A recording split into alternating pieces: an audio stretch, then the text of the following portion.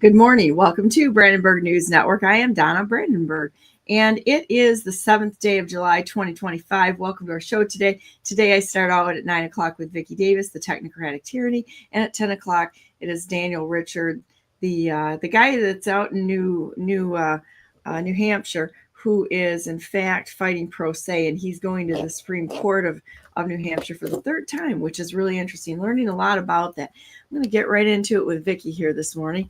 Morning, Vicky. How you doing? Good morning. Fine, thank you. I really enjoyed this morning. We actually had time to just chat as friends before we got on, which I really enjoyed that today. So lots going on and lots to talk about. You know, it's like do you want me to start out with a video or just kind of give some background information on what we're talking about today? Well, let's give some background. On June 30th, the Department of Justice held a press conference about the takedown of an alleged insurance fraud scheme that included, of course, Medicare, Medicaid, supposed to be $14 billion of fraud that fraudulent claims that were processed and paid. Now, the obvious question is, how could that possibly happen? That there are $14 billion worth of claims that were processed and paid.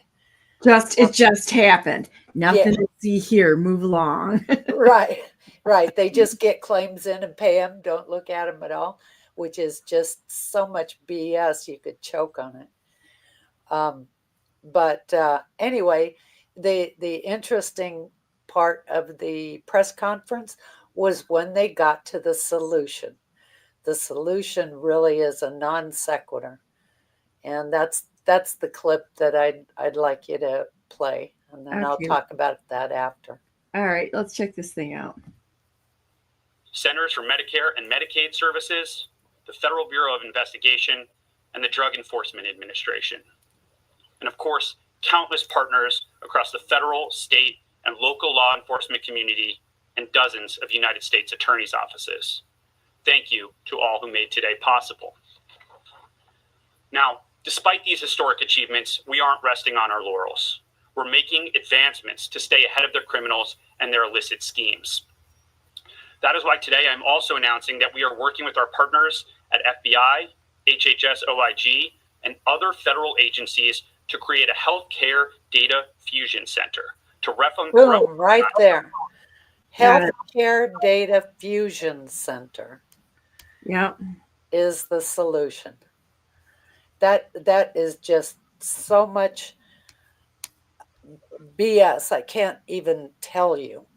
It goes, what it is, it's the completion of a project to create a nationalized database of medical records that was initiated in the 90s by President George Herbert Walker Bush. And the first inquiry on that was by Senator John Glenn, who was chairman of the Oversight Committee. And he made the first inquiry of GAO concerning the benefits of a nationalized medical records system for medical research. Now, following that, they came up with a different excuse than medical research, but the first inquiry was for medical research. So that's very, very important. What else can you add to this whole situation? Because I know that there's going to be like 50 jumps of more connections here, you know, if you start going down that path. Uh-huh. All right. Well, first let me say that human experimentation, that was at the Nuremberg trials in Germany, that was the subject of the Nuremberg trials, was human experimentation. And it just happens to be that I've paid attention all my life, because when I was in the 6th grade, our teacher brought in a Jewish woman, who told our class about the human experimentation in Nazi Germany. And that had to be traumatic. It's in 6th grade. Well, I was an advanced reader, so it piqued my curiosity. So I read at least one book, probably 2 books about the trials at Nuremberg. They hung 20 doctors at Nuremberg. And out of the Nuremberg trials, they came up with the Nuremberg Code, which was probably the first, well, not probably, it was the first code of ethics for medicine and the use and opposing the abuse of the field of medicine. Wonder for how many human doctors experimentation. I wonder how many doctors in the United States would hang now for taking money for the shots, the COVID shots. A lot of them should, because there are laws against that, except that whole scam was run by the CDC. And it was a public health initiative. There's a difference between public health and medicine. Public health is environmental health. Okay, they inspect restaurants, make sure they're not loaded with mice droppings and all that kind of stuff. And they inspect beauty shops and just all kinds of stuff that have to do with environmental health. But what they used the COVID dialectic for was they were trying to take over management of our population. It was so clear to me. I mean, and I was one of the opposition, let's say, when they tried to make us all wear masks and, do all that stuff. Yeah, me too. And I testified in front of the public health board in my county, and I reminded them of the Nuremberg trials. And so they didn't vote to make us wear masks or anything like that. So, well, that's pretty interesting. I'd like to look into that video a little bit further and find out if there's anything more to that. I mean, you're really good at spotting that dialectic going on there, and where the crap, the BS is it really lies and such. What else did you find about this? Well, it's the continuation of an agenda that was started in 1990. Let me get you. I have a whole page of articles on our healthcare system. And basically what they're trying to do is to have global management of our healthcare system. Global health was an initiative that was agreed to by the Clinton administration.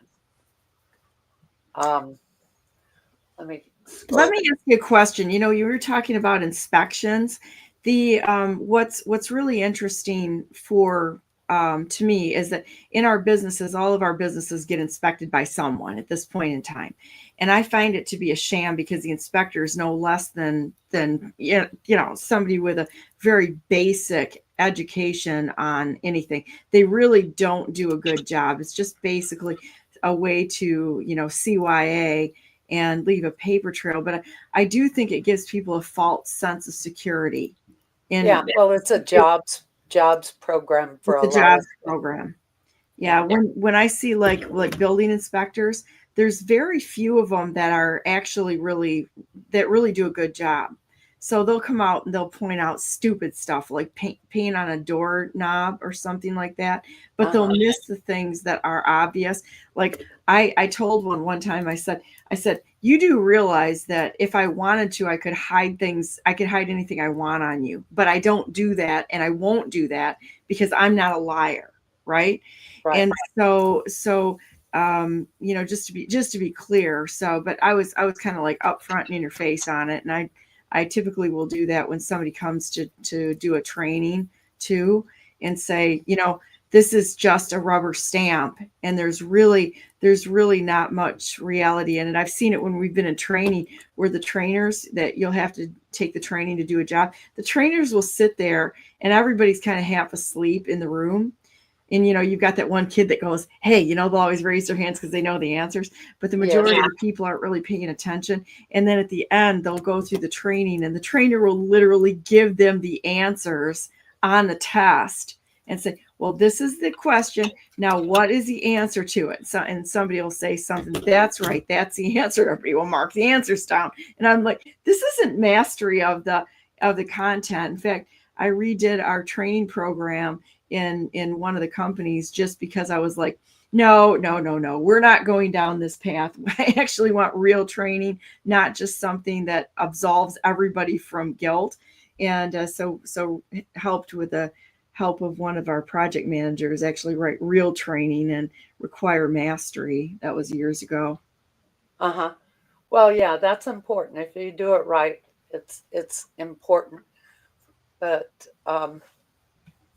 anyway, so back to this article. I just gave you 3 more links. Okay. But the idea of a national system of medical records is just, if you're just looking at it from a purely functional point of view, there's no reason for it. It's an expense that is unnecessary unless you have something else in mind. And what they have in mind is medical research. With a nationalized system of medical records at where the records are centralized in a fusion center, they can conduct human experimentation without anybody realizing that it's happening. What do you think the goal is for this? I mean, why do you think they want to go to human experimentation? Genetic research. But what's the plan? What do they want to do with it? There's the question. Hacking us, understanding the DNA so they can modify it. These people that are doing this, they have, I consider them to be on the team of the Antichrist. Because if you set up your medical system such that these people have a free hand to use your body for experimentation, that's evil. That's evil to the max. Their own sick pursuits, whatever it is, like you said, I think we're dealing with a satanic system, and they want to destroy humanity is what I think is going on. Yeah, well, they certainly do want to cull the population, and there is no better way to do that. They consider the majority of our population to be useless eaters. And the proof of that is that in 1995, when our Senate voted to establish the World Trade Organization, they turned people into commodities. You're nothing but a commodity. I'm nothing but a commodity. Everybody in the audience is nothing but a commodity. Because when the World Trade Organization was created, it included both goods and services. Well, what's a service? A service is a person or a job. Whether it be a lawyer, an accountant, a teacher, an IT person like I was, they turned people into commodities for world trade. And that was when they started flooding our country with H-1B visa holders from India. They were just importing a new workforce, a replacement workforce, because they could get them cheaper. Mm-hmm. and more controllable because of a number of things, unfortunately. Yes, yes. At that time, programmers here were being paid, maybe $50 an hour. That's what they're paid, not what they were billed at, but what the programmer was paid. Well, when you consider the cost of living in our country, and that a programmer might have to travel somewhere to do a job, $50 an hour is not much. But over in India, they were paying them $3 an hour. So, and that's the whole difference, really, because if you're talking about a world economic system, a machine running in China is the same as a machine running here. The difference is in the price of labor. So if over in China they could pay their people 50 cents an hour compared to $15 or $20 an hour here, they of course went with the Chinese option, and that's what gutted our economy. They sold out our people when they voted to establish the World Trade Organization, and they turned people into commodities. Al Richards is on, and he sent me a TikTok video that's about Luciferian Islam, and he sent me a link. And Leb says good morning.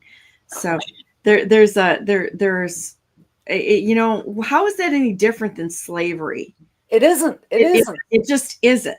And also the money laundering. If you're using people instead of serving people, I mean, can you even imagine if our country went back to the way that it's supposed to work with, via the Constitution, laid out by the Constitution, what a difference it would make if we actually had servant leaders that were in the government, that actually were there to serve the population and make it a better place instead of all going to themselves. I'm so disgusted with this. I can't even put it into words. I don't even understand how people think this way. I really don't. Yeah. It's a hard thing for me to even get my arms around, because it's so disgusting to me. Morning, Beth. I see Beth there too. Well, the globalist agenda, or you could call them the Satanist liberal progressives, their plan, when they created the WTO, they were basically ripping away the borders of our nation state. And the idea of the liberal world order, and I have a link to what's his name, Mearsheimer. He gave a presentation in Australia about the liberal world order. The idea was conversion. Now, he didn't say this directly. This is my interpretation of what the liberal world order is. The elimination of nation states replaced by regions. Which is what they've already done. We just haven't caught up to where they are, because we've got like a dual system going on right now. I think that's what President Trump is trying to restore in the good guys. And I do believe that we are going in the right direction. My opinion on seeing this stuff, honestly, is that they are allowing people to commit the crimes to draw them out of the dark, to nab them. That's what I really think is going on right now. Like one of the biggest sting operations in the history of the world. And these people are so arrogant and so stupid that they think that they've got the upper hand, but I don't think they do. But that's my personal opinion on it. But I'm a positive person on this, not because I believe that what they're doing is right. I like to analyze it to see this is what they're doing, and this is absolutely wrong, and this is what we've got to get away from. But to look at it so that we don't make the mistakes again when God Almighty restores it, because I do believe that God is in control, and that for the faith of one person, He will save a nation. Well, what the globalists are trying to do is to end the nation state system. I did an article about world regions. And if you look at if you just look at a map of the world, you can see where the continental borders are. And the Americas from Greenland clear to the tip of Argentina, Tierra del Fuego, Argentina, is one region of the Americas. And so over the years, they have been trying, since at least 1983, when Ronald Reagan signed the La Paz Treaty with Mexico, creating an international zone on the border. That's what they've been working towards, was the elimination of our nation state to be replaced by continental governing structure under the United Nations. Everything is just too big right now. When you look at collectivism, it's just too big. So you do when things are aggregated like that, you lose your humanity no matter what happens, because you don't even know the people who are running things. So anyhow, here's the article you wrote on IBM and Dr. Mengele together. Yes, together again. That was like the first article that I wrote about the healthcare system. What happened was I was just listening to a conference of the National Governors Association, and they started talking about personalized medicine. And personalized medicine, which means medicine by your body chemistry, that's by definition experimental, by definition. And so that's really why they want the database of medical records, is so that they can kill us if we don't capitulate. Well, essentially, they'll have the information there to do that. Mm-hmm. But IBM was involved with the Nazis. They wrote systems for them to keep track of their prisoners. Now, I'm not 100% sure that the numbers on their arms were prisoner numbers, or were they bank account numbers? I don't know. That's interesting. I don't think I ever thought of that. Yeah.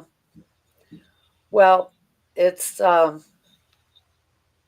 don't know. Yeah, there's a lot we don't know, but here you go. You've got a key punch card here. Mm-hmm. on that book. That's pretty interesting. I remember doing that when I was in college for the big mainframes, and it's when we were all going to be programmers. Mm-hmm. So here we go. Let's go to infrastructure, information infrastructure. Yeah, the national infrastructure to the global information infrastructure.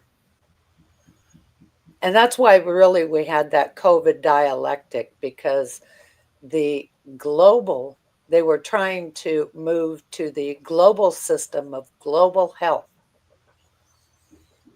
And, with the global information infrastructure would mean fusion centers at the global level.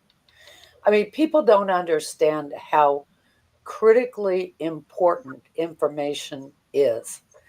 And during the Clinton administration, they just opened up our records to everybody when they decided to create the global information infrastructure.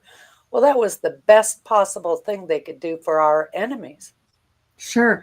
Well, and then look at the concern I've had with J.D. Vance from the beginning is his ties with Peter Thiel and Palantir and EcoHealth Alliance. All of that stuff is kind of rolled in together. And it's really concerning to me. It's very concerning. Everything that we have that we know has been infiltrated, and you really have to go in a person to person evaluation on things. Al Richards says Islam says their Mahdi Antichrist will rise from the place of the sun's setting. That is the West. We are the West. Obama is Muslim. He's married to a man. His children are not his own. He imprisoned Arapio for, what is it, Joe Arapio? I don't know how to say his last name, for proving his birth certificate was a fraud. Everything about him is a lie. I typically think that there's more truth in that than what a lot of people want to acknowledge. That we have the enemy is within, which actually brings me to a really good spot here to look at. Let me see if I can find the timeline here. The timeline for 9/11. Talk about the enemy within. I mean, you'd have to have your head buried in the sand somewhere to not have come across all of the anomalies in 9/11. You know, I was obsessed about that when it happened. I remember the exact place I was. I was out for breakfast with my dad. I had my kids with me, and we took the kids out for breakfast, and I was going to show them a new house that I bought, because, you know, I own some income property and such. I want to show it to my dad, right? My dad was probably my best supporter at the time. And we were sitting there and watched the towers come down in that restaurant. My dad never missed a beat. He was a pretty sharp guy, I got to tell you. And he looked at me and he said, "That is controlled demolition." That's the first thing out of his mouth. And so, you know, we used to have some wonderful discussions. My dad was literally my best friend, and we had so many great discussions on topics that mattered. He didn't get too excited about anything. He didn't get caught up in drama. He just was here to help. You know, Dad here to help everyone. And there was nothing that ever made sense about 9/11 to me. Nothing. Right. There was nothing, but I was pretty traumatized on 9/11. A friend of mine from New York called me and said, "Turn on the TV." And I did, and I saw the towers coming down. I mean, I about had a heart attack because my son was a couple blocks away from there.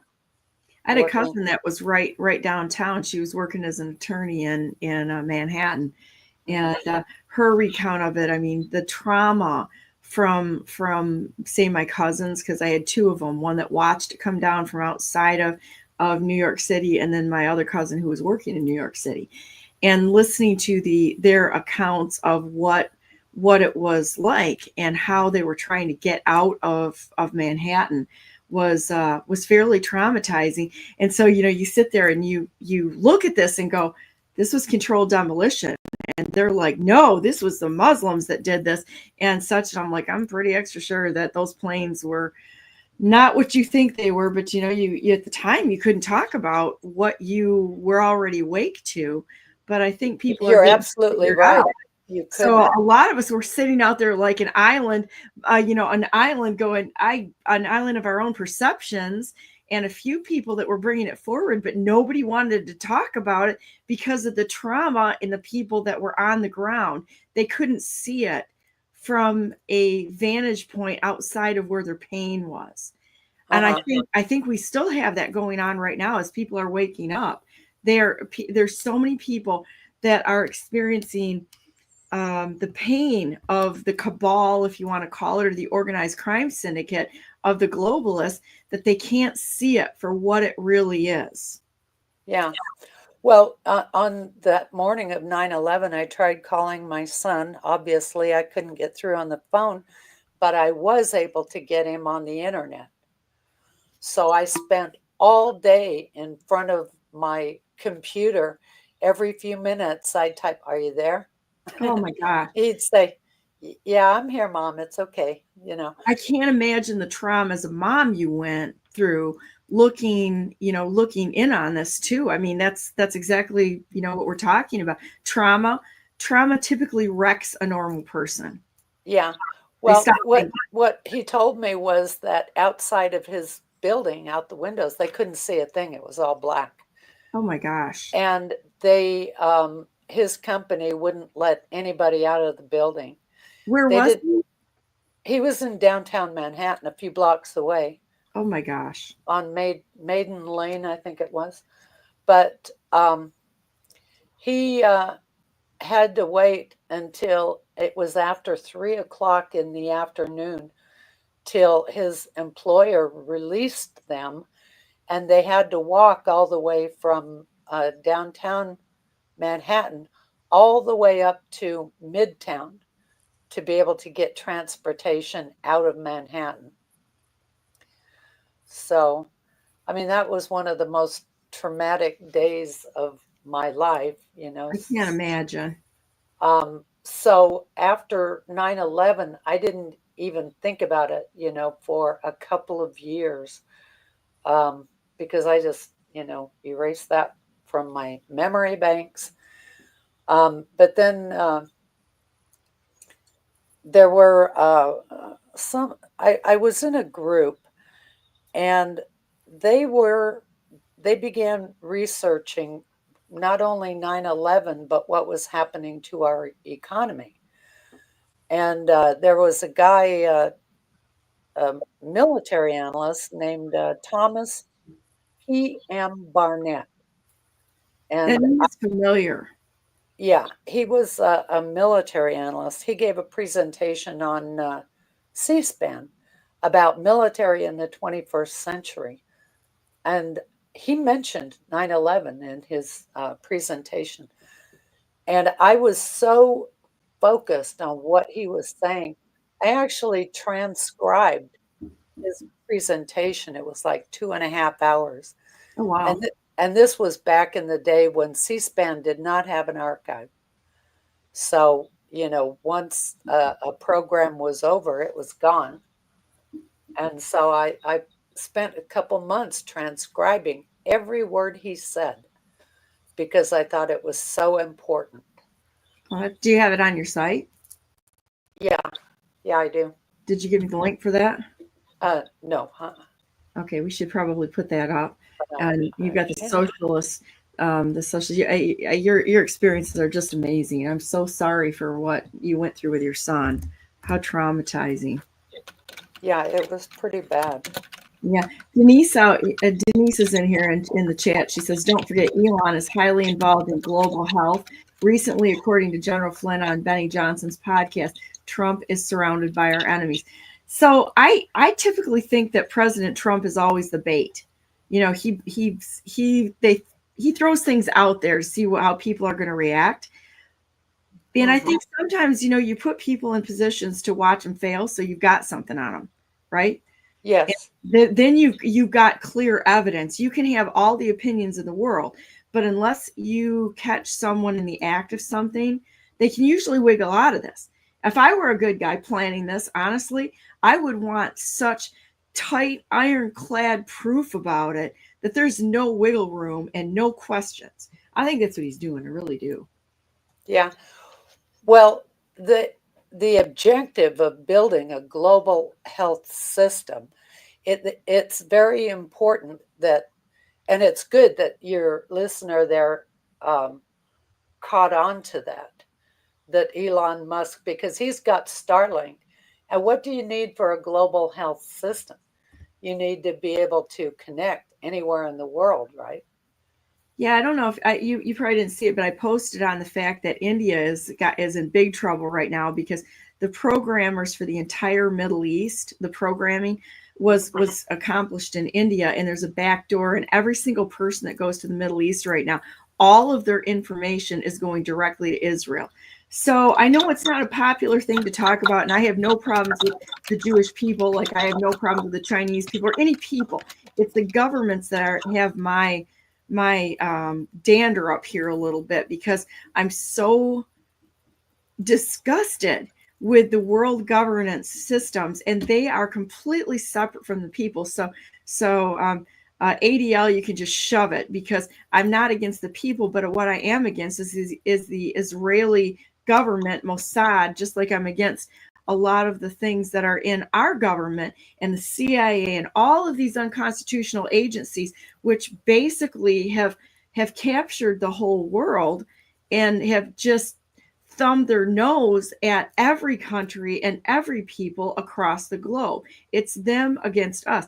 And I think they're the ones that brought the towers down. I really do. And I think Israel was involved in it. You can't look at AIPAC running around controlling all of our Congress people. You can't look at the situation with the Indian programmers or the Indian programming giving a backdoor to Israel without going, who in the heck is pulling the levers? I think we all know, and it doesn't take a long time to look at this, but it's not the people we have a beef with. So I am, and I don't even believe that most of Israel is Semitic. It's like the entire Middle East is a Semitic, people. So anti-Semites, what are you actually talking about here? Uh-huh. Well, I didn't realize this, but I heard the other day that the Israeli Jews are actually from the Ukrainian Jews. Originally, they were the ones that settled it. Black Sea area, aren't they? I'm not sure about that, but they're not UK Israelis. They're not. Even though it was, who is it? Rothschild. Well, that set aside that area for the quote Jews. Yeah, and it's really odd. But my studies too have kind of shown that it looks like most of the people that are in charge of the government, and I'm not saying this is true of all Jews, right? But that they came up through the Black Sea area. And Russia gave them a choice because they knew they were sacrificing babies. This is not necessarily God's people. This is like an infiltration of the Jewish people. And they said, you have to choose a different religion because y'all are, sacrificing babies and practicing Satanists. They said, choose Islam, Christianity, or the Jewish religion. They chose the Jews, and then went in and moved across to the UK and the whole 10 yards, and then set up Israel as a country. I don't believe they're Jewish. I really don't. That the people pulling the levers. I think this is something that's entirely different. Just like the people in our government that are pulling the levers. I don't necessarily believe that they're who they present themselves as, but that they're infiltrators. I feel the same way about the Christian church, and I'm a Christian. I believe the majority of it is captured. I really do believe that it's apostate. And the Bible talks about it. The Bible also talks about the synagogue of Satan. Mm-hmm. So it was kind of all written there. It's in the book. Read the book, and it's pretty well spelled out on what's actually going on here. It's infiltration of everything that we thought was good, and they use our good nature in order to deceive us. Yes. Well, if you understand that what they're doing actually is converting from the system of nation states. It was in 1648. There was a 30 years war between the Protestants and the Catholics. And they ended that war with the Westphalian Treaty. And that was the beginning of the nation state system, where they agreed that a nation state would be formed, and they could set the rules for their nation state. We could set the rules for our nation state, etc. Well, what the globalists want to do is to eliminate the Westphalian system of nation states and move to a system of regions under a world governing system. So if you understand that that's the high level objective. Now they can't do this kind of stuff. They've been working on this for at least 100 years. Yeah, I'd say centuries. Uh-huh. So the fact that people don't see it, or they might see a little bit of it and think, oh, they'll never get this done. Well, they're pretty damn close to getting it done. They have been dismantling our nation state for at least 60 years. When it happened to the fall of Rome. I mean, when you look at the Roman Empire and how the decline came in the end, and for all you guys out there that think of the Roman Empire like twice a day, just about, I think it was quoted that men think about the Roman Empire like twice a day, where women are like, okay, but when you look at the downfall of every civilization, it's pretty much followed this playbook, and the Satanists keep trying it as a satanic death cult. Unbelievable. Yeah. Well, and what does that do is they dismantle your nation state, at least our nation state. Our country gets more and more and more dysfunctional, right? Right. When they turned people into commodities and started importing foreigners as fast as they could, whether it was on H-1B or the refugee system or just allowing Mexicans to just cross the border. They're basically importing a replacement population for us. It's a replacement culture. So like the culture unifies people in every country. It's the culture, right? So when you think about this, I think this is very interesting. When you look at when the United States was born, everybody that came here from a different country was really proud to be an American. It was American first, and then the country of origin afterwards. I'm an American, and our family is from X, country or whatever it is. But now it's like, I'm a Spanish American, I'm a Mexican American, you see what I'm saying? I'm an African American. That's so much bullshit. It's like either you're an American first because we're here standing together, or you are literally importing your identity as another country. Well, if that's what you want to identify with, maybe you should go back, Right. It's like right. you want to live that culture. That's fine. I don't hold it against anyone. But if we're going to function as a nation, we cannot be divided. We have to stand together. And there is an American culture. They've been trying to wipe it out for century, for a couple of centuries now. They've been trying to wipe out the culture here. America has its own culture. And we can celebrate our holidays differently. I don't have any problems with that. But what is the American culture? What is the American experience? And I think we've lost that. I looked at the National Archives, and they had a wonderful display on the American culture. And when I walked in there, I'm like, they got it right. We have an American culture. What is it? And you say America. If you have to say another country before America, that's kind of like a slap in the face to all of us. Well, that's part of the idea of the liberal world order, is that they're going to create a global world order, and that's not going to work. It has never worked.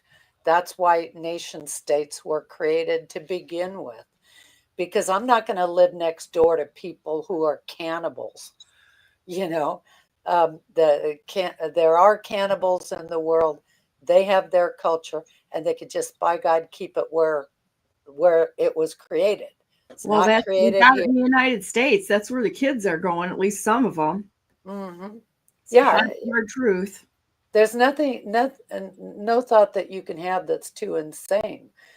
I mean, I remember back in the, I think it was the 80s, a Korean couple moved here from Korea, and the husband killed the wife. And his defense was that was his culture to do that. And, and it was fought out in court. I think he did end up going to jail, but the idea that he would argue that was their culture to do that.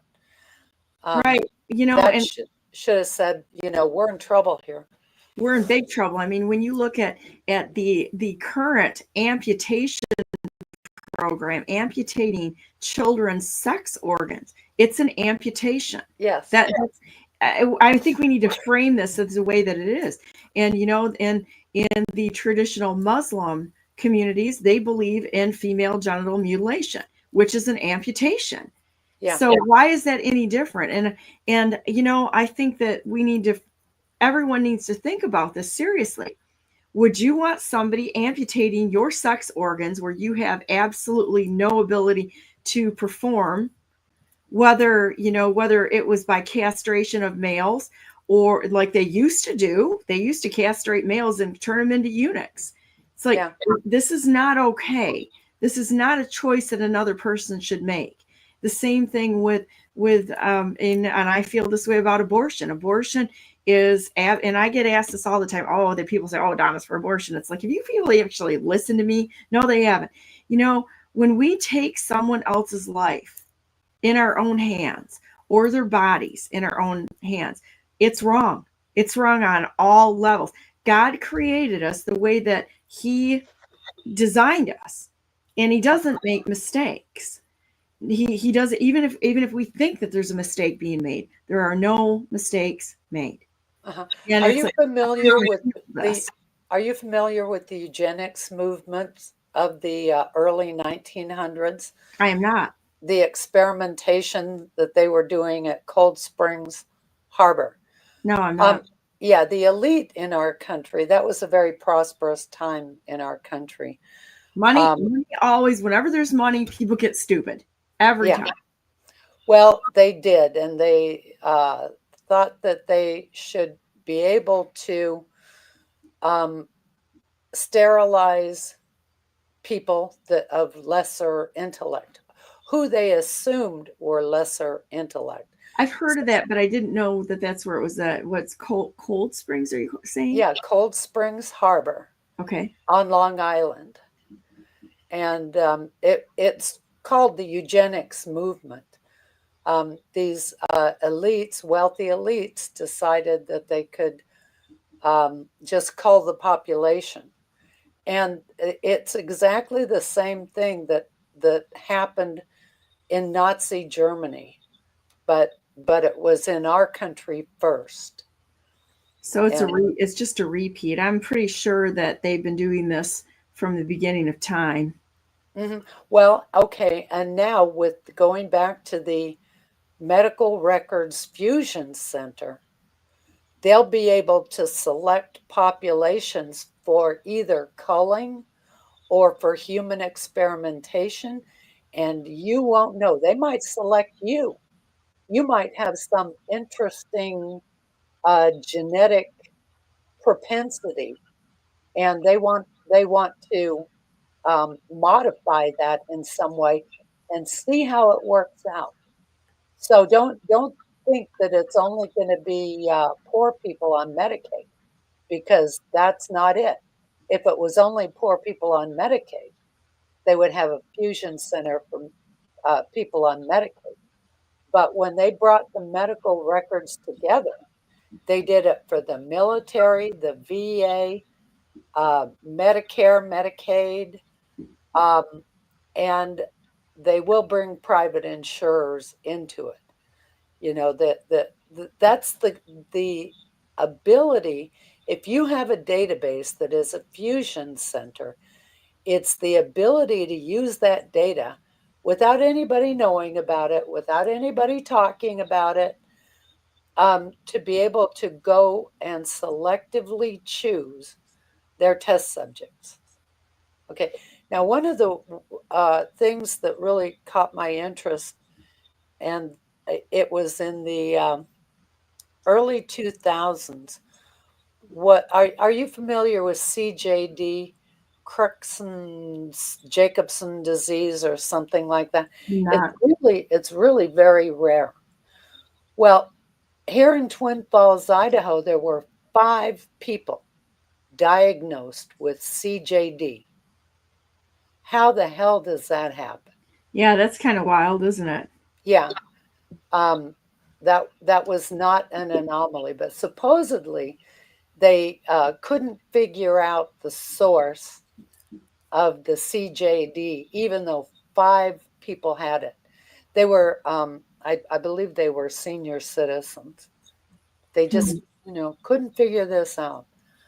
But that's the kind of thing that they'll be able to do when they have this fusion center, this national database of medical records that actually folds into global health, the Global Health Fusion Center of Medical Records. I mean, it's so monstrous. It's so monstrous. I can't even tell you. You know, they had no business, no justification for doing this whatsoever. Well, and look at the 23andMe nonsense out there. People were submitting their DNA to a database. I don't know about you, but I was like, are you out of your mind? Mm-hmm. I don't trust people enough. Well, and there was that woman with her company Theranos. Her name was Elizabeth. Oh shoot, I can't think of what her name was. But what she was doing was getting blood samples. The doctors would, I guess, send patients to her to give a blood sample for their examination. Well, she was collecting those samples. And that story, if you're not familiar with it, that is a fascinating story. What did she do with it? Well, that's what they used the blood sample for, was to analyze your blood, your DNA. Right, but what was she doing specifically with it? I mean, was there a greater effort that we should know about? I'm sure there was. She was working China or something like that. Yeah, let me find her name. I'm just wondering if she's like sending it straight to a source, either like Switzerland or China or who knows, you know. Pakistan, probably, because her partner was from Pakistan. His name was Sunny Balwani. Huh. That's interesting. Yeah, I watched that whole story, and you know why? Because of the high-profile people that were involved with what she was doing. She was one of these young, beautiful internet people that was basically a circus unto herself.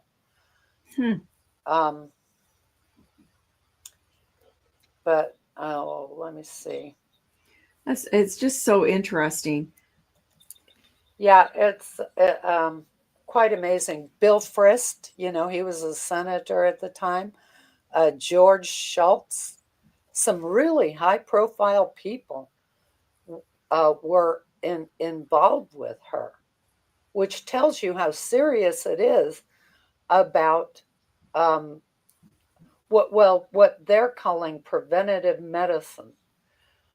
Supposedly, they're saying they can analyze your blood, determine what your proclivities would be for the development of some kind of medical problem, and prevent it before it happens. Denise, which is really insane, you know, when you think about it, because just because you have a proclivity for something doesn't mean you're going to get it. Denise just said they sterilized my cousin at 2 years old with schizophrenia. She was sent to Ann Arbor Mental Hospital. They didn't want these people reproducing. That's right. That's eugenics.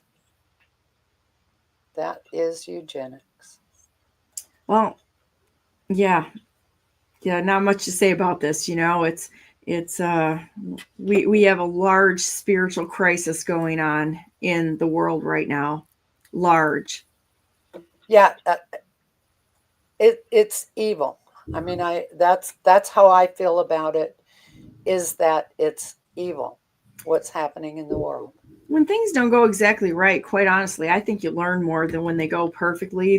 That's the goal, seems to be right now, to pursue all those things that are instant gratification, that look good, that give you, say, like a Pinterest reality. When in fact, I think the things that are a little more difficult or challenging actually are more fulfilling, because they help you think, they help you problem solve. They're a challenge instead of seeing it as complete disaster. So my youngest is very mentally ill, very, very disabled and very mentally ill. She was in a train accident where her mother was killed at her side. She comes with a lot of challenges. I'm going to say that right now. And everyone who's around her has their lives completely changed, because she's so challenging to be around. Uh-huh. So, Yeah, we grow that way. And I don't think we should be adverse to jumping in, running right into the fire when there's a problem out there, because you'll think it through. When you get in, with the more hard situations you get into, the better you are at handling them. And I think that that's something that God intends for us. He's training us every time we go into something that's difficult or challenging or painful. We change. Mm-hmm. The way the United States is right now is that people are so adverse to it that they run away from it, and they never learn how to cope or handle difficult things in life, because it's so easy to run to a crutch. Well, I'll tell you what, I am not the personality type to be able to work with people with problems, because I have my own problems, and so I have a flash temper, and I'm just not the right personality. I've seen, of course, over my lifetime, I've seen people that are just so incredibly good with challenging people. And I admire those people. I just can't be one of them. Your personality is one of my favorite, because you're right out there with how you feel.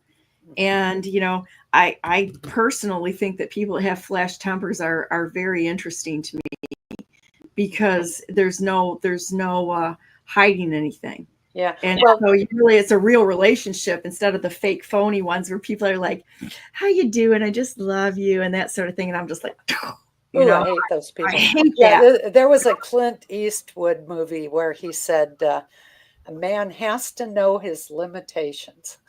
Yeah. And that's the way I've always thought. A woman's got to know her limitations, and I know mine. So, well, I love you as you are. I'm glad you are exactly the way you are, because I think you're perfect. And, well, thank you. It's just like, for me, it's like, I don't like a perfect horse. We just brought a new horse into the barn and yesterday, and he's got a few challenges, good horse, but a little challenging. And I was talking to someone that was there, and I said, personally, I like a horse that's a little challenging, because otherwise if it's too easy, I'm bored. There was a psychiatrist. There's an issue with giving medications to children. And I absolutely do not believe in giving psychotropic drugs to children. What they did with our healthcare system is they gave an incentive for people to have their kids declared ADHD. Well, it brought more money into the schools. I mean, it's all about the money. Money makes people stupid. Yes. Yeah, I actually worked with a guy who was a programmer. He had his own son declared ADHD, and he was getting like $500 a month on it, making money on his own kid. Isn't it disgusting? Disgusting to the max. I can't even tell you. Yeah. But so they incentivized all of these kids, and I think that's why a lot of kids, since about 1974, when they started this medication of kids, but they used to call them hyperactive. Now they call them ADHD. But what it was is that boys would not sit down and play nice like girls. So they had a lot of boys declared ADHD. That's the beginning of gender confusion right there. I'm going to tell you what. How many boys could ever sit in school without? My son could never do that. Yeah, he was up running around, But I went in to pick him up one day from preschool, and the director said she wanted to talk to me. And so I talked to her, and she said, your son is hyperactive and he needs to be on medication. I said, okay, thank you very much. I took my son out of there, and I never went back. I got him in a different preschool. So proud of you. It's like, I'm so proud of you. That's a good parent right there. Mm-hmm. Yeah. There was no way I would have let him, because there was nothing wrong with him. He was a boy. I grew up with boys, and I know they're different. They never wanted to play with me. Yeah, they never wanted to play with me because I was a girl. Stinky girls and stinky boys. Remember when you were a kid? It's like, yeah, and the boys were harassing the girls full time, and they still harass girls full time. Yes, they do. That's what boys do. That's what they do. It's right. But anyway, this psychiatrist, he wrote a book called something about the wildest ponies make the best horses, or something like that.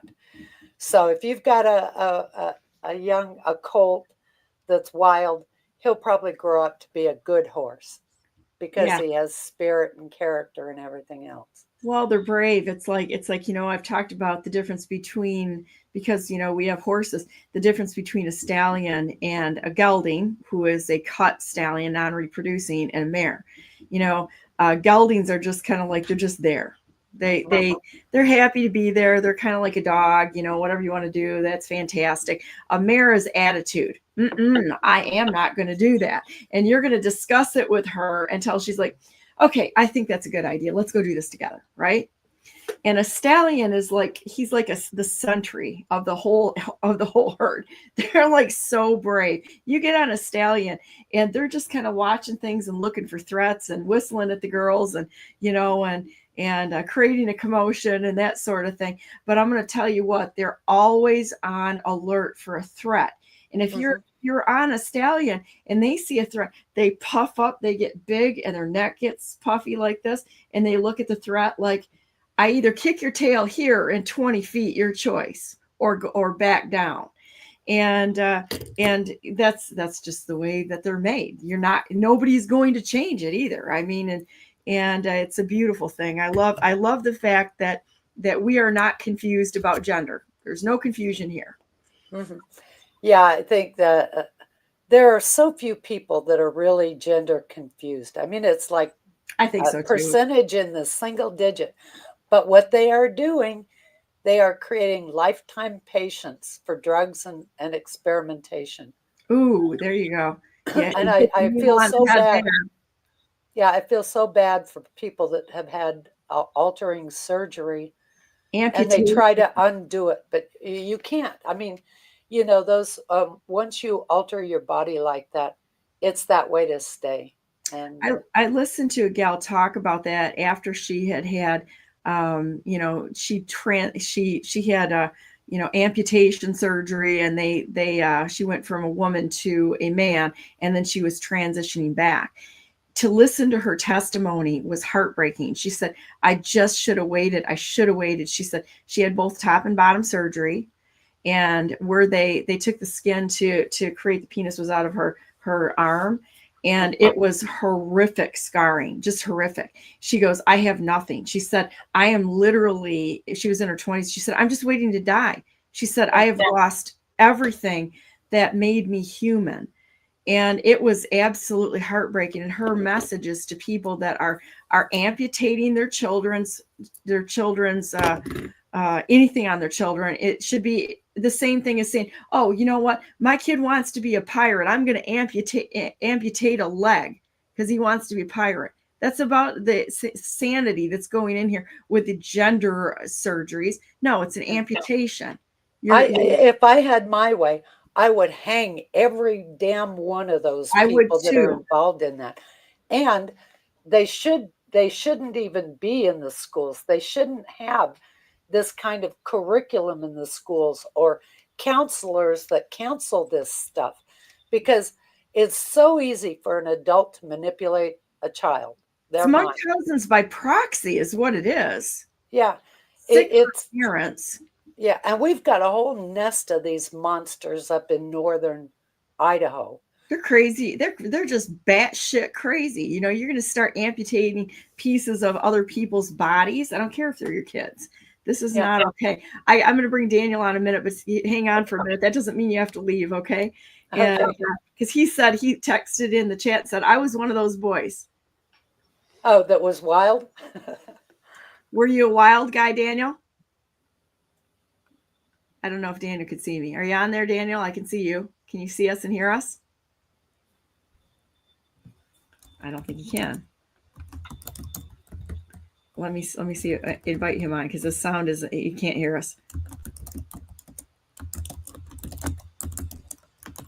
let's see, you're not muted, so let's see what's happening there. So yeah, he says, I can see you. Hi. Can't hear you. Can you hear us? Oh, I don't know. You can go out and come back in and see if that works. Here, I'll have to, so like you can hear me.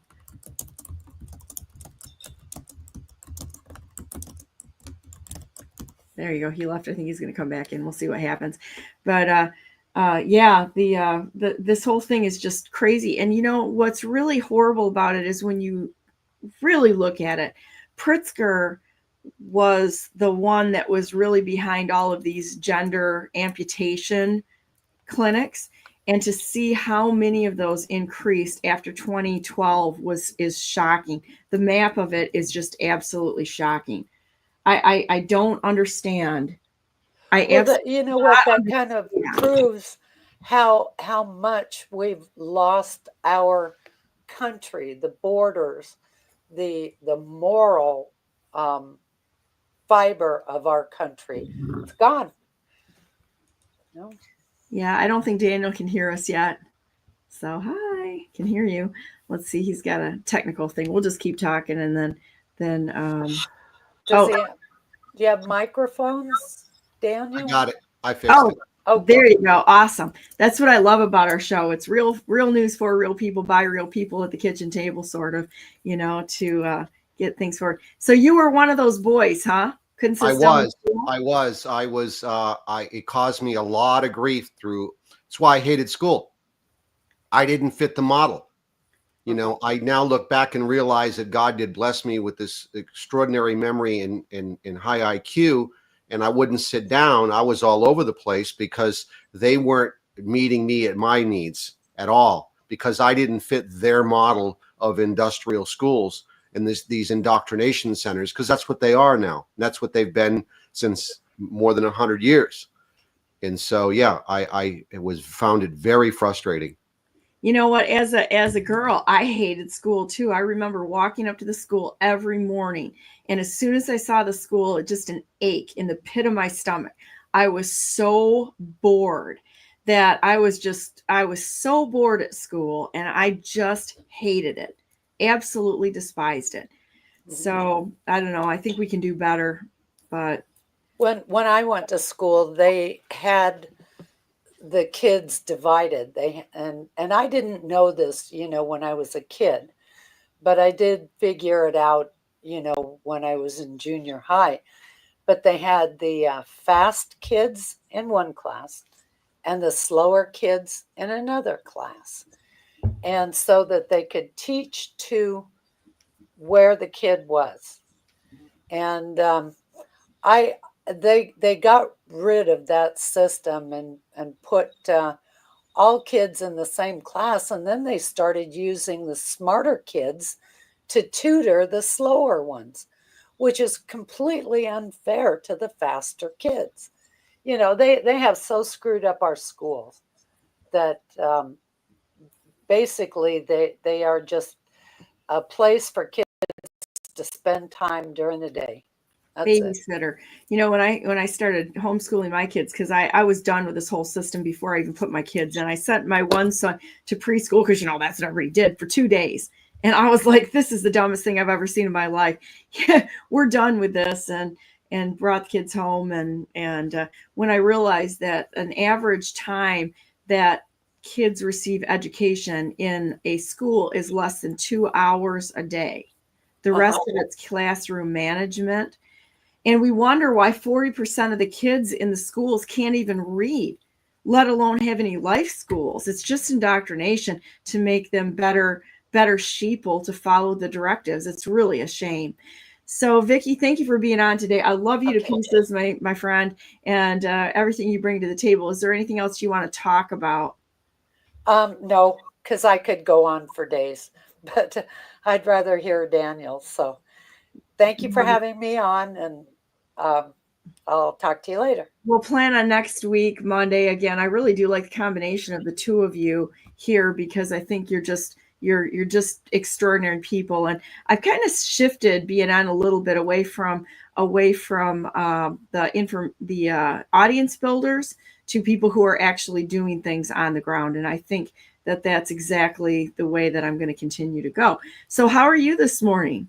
Doing well after a beautiful long weekend. I'm doing fabulous. Did you have a nice a celebration? Not so much as far as celebration, but worked on my dog. I have been competing in dog sport for many years, and it's a German dog sport where the German Shepherd breed has been tested this way for more than 100 years in tracking obedience and protection to put them through these field trials. And only those dogs that excel at those field trials are permitted for use in breeding. You know, the very purpose of selective breeding, right? In the horse world, you know that they have their protocols to develop their various strains of horses for their specific functions, and it's the same for us. So, yeah, I'd been away from it for almost 7 years. I retired my old dog back in 2017, and so it was great to get back on the horse again. No pun intended. I love seeing the video you sent me. That was very nice, the videos. And so just so you know, I actually have a German Shepherd. Yeah. And but she's not that kind of a German Shepherd, you know. She's an amazing dog, but she'd rather just kind of like play ball and sit on the sofa with you and just have her moment of being with her people. Yeah, and that's the way the majority are, for sure. And those of us who breed them for work, they don't make good pets in the beginning. My protocol is I train the dog to perform all the tasks that I needed to perform, then they can become domesticated. In other words, to live in the home in any capacity, because otherwise, when you train them to be a high intensity, we were talking about hyperactive kids, you see the same in the working dogs, right? You have all this instinct to perform certain tasks, and they have to have an outlet for these instincts. And if you don't, you get into behavioral issues. So when you try to train these dogs to, if you try to domesticate them first, you have to take quite a bit out of their tendencies to perform the, barking, digging, biting, chewing. All of these things are not appropriate for domestic application. And so if you have to correct them for any of those behaviors to live in your home, you start tuning out or tuning down. That's what they did to me. They wanted to force me into this model. And so dogs that have lesser drive, lesser high levels of instinct, make much better pets. So, and not all of them, again, we only a small percentage of these high performance animals are selected to perpetuate that. And so that's why I train them. My dog isn't a house dog until it's nearly 4 years old. Oh, wow. Because that way I've had the opportunity to train it in all the phases. So I get maximum performance for those phases of the work. And then I can domesticate them because I've also already established yin and yang, positive and negative communication. So we're on the same page, having trained them to do all these wonderful things. Now we're in tune with one another. So I can correct her for jumping. I can correct her for being on the furniture if I don't want her on the furniture, and so on and so forth. Oh, that's really cool. Well, I tell you what are we going to talk about today, pro se wise? We had a group that met at my barn this past week, and it was really fun. We had a great time. They're very, very well educated on the law, on the Constitution, on the sheriff's office and such. Several of them have worked and filed pro se cases, which was really fun. I'm so interested in this topic. So what are we going to talk about? I'm going to jump out and let you talk for a minute. And I'm going to grab another coffee here, if you don't mind. Yeah, no, that's fine. I came prepared. It's already brewed. Awesome, because I didn't go to a break here like I normally do. So go ahead and talk. I'm going to stop the camera and you just talk, and I'll be back in just a minute. Okay? Sure.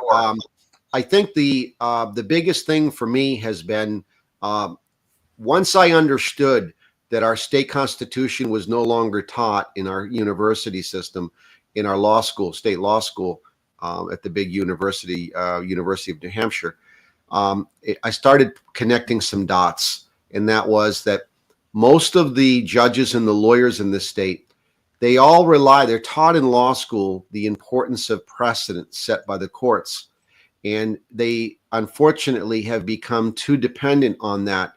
And therefore, they don't study the fundamentals at the same level that I have.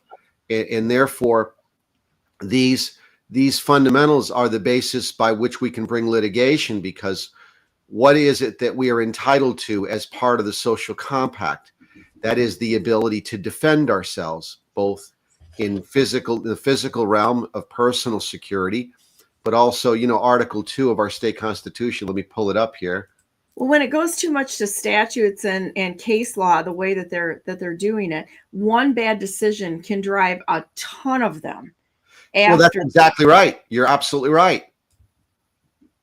I mean, it can literally wreck justice by one bad decision by one bad judge. Our Article 2 in our state constitution says all men have certain natural, essential, and inherent rights, among which are the enjoying and defending. Who does the enjoying and defending? You do. These are your private property. That's what this is what James Madison so eloquently established in his famous essay on property rights. And I challenge all of you who are contemplating any pro se litigation to read that beautiful work of James Madison, because it explains what they meant. What exactly do you get in exchange for surrendering some of your natural rights to a society? What is the private property rights that you retain under the people? And this should be the basis of all your litigation, because virtually everything that is being done against us violates those basic principles, where they are trespassing on your property, your rights. James Madison famously said in that essay that you have a property in your rights and a right to your property. That's powerful stuff, and understanding the full scope. Matter of fact, I have it up here. I was working on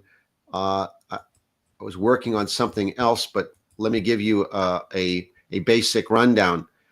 This term in a particular application means, quote, that dominion which one man claims and exercises over external things of the world, in exclusion of every other individual. In a larger and just meaning, it embraces everything to which a man may attach a value and have a right, which leaves to everyone else a like advantage. In the former sense, a man's land and merchandise or money is called property. In the latter sense, a man has a property in his opinions and the free communications of them. He has a property of particular value in his religious opinions and the profession and practice dictated by them. He has a property very dear to him in the safety and liberty of his person. He has an equal property in the free use of his faculties and free choice of the objections on which to employ them. In a word, as a man is said to have a right to his property, he may be equally said to have a property in his rights. That's the introduction. I'll leave you your audience to go look that up on their own. But that is the basis of the social compact. What do you get in exchange for paying your taxes? You get a variety of things, and one of them is the ability to all of our 38 enumerated rights, 39 today, plus a few A's and B's. All of those are no-go zones for the government. And you find that virtually all the things that we have to push back upon are where the legislature, I don't know if are you familiar with the decisions, the Heller-Bruin decisions? We talked about that before here. So what's happened under those decisions is that the Supreme Court has now reaffirmed a fundamental truth, that when dealing with our property, our rights, that the government judges can no longer act as a apply a balancing test called means-end scrutiny, where the judges will decide how much of the public policy should infringe upon this no-go zone in the public good. And this has been the backbone of so much gun legislation for years, like New York City and in the progressive states, where they have violated the Second Amendment under the pretense that for the public good, that a judge is going to decide that some things established by the founding fathers should now be infringed upon. And you can see this throughout all of the things they do to us. And this is the basis, I believe, where we have standing. We have standing because this is the basis of our social compact. If you go back and see my oral arguments before my state Supreme Court, the judge stopped me early on and asked me, if we grant you a trial by jury, what exactly would you raise before the jury? And I said, the substance of my enumerated rights, because this is all part of what the government has a duty to protect, and it's not doing that very thing. And so, yeah, that would be my intro to that, for, keeping it simple and not overwhelming the audience on, because me, I can go on for the next hour and give you citation after citation, but I want to keep it simple. Yeah, and I think that it's all good. I mean, we need. Do you ever learn better from like a timeline type thing, where you read the chapter heads and that sort of thing, the titles, and then dive down into the deeper information? So I think sometimes looking at it as the whole and simplifying it to one statement like that, like, just defending our enumerated rights. That's it. No, you're correct. And because I'm not classically trained, we already established the fact that I hated school. I'm not a byproduct of the school system. I challenged, what it did teach me is to challenge everything. Hey, you know what? This is honestly a very great little tangent to be on, because I was the same way. And I think we're born that way. I really do. And critical thinking, genetically endowed. And just truly just annoyed and with all forms of deception and time wasters and things that we're bored with. Well, and the other thing for me personally was, no one was able to convey to me, neither my parents or the school system, the importance of the things they wished for me to understand. I didn't get it. They failed in that capacity to convey to me why. Again, one of the things I hated in school, I hated English. I've just found it boring. It wasn't exciting to me. Same with math. Now as a precision long-range shooter, I can assure you that if I understood that how important it was for sending rounds downrange at extreme distances, was all math. It's all math, understanding the mathematical formulas that affect the travel of a bullet and how the weather and the air and so on and the environment all affect the trajectories of a projectile. Yeah. That's a huge failing in the non-education system that we have, is tying these principles or teaching into real life applications. So you can sit there and do pages and pages of sums as a child and never be able to apply it to anything.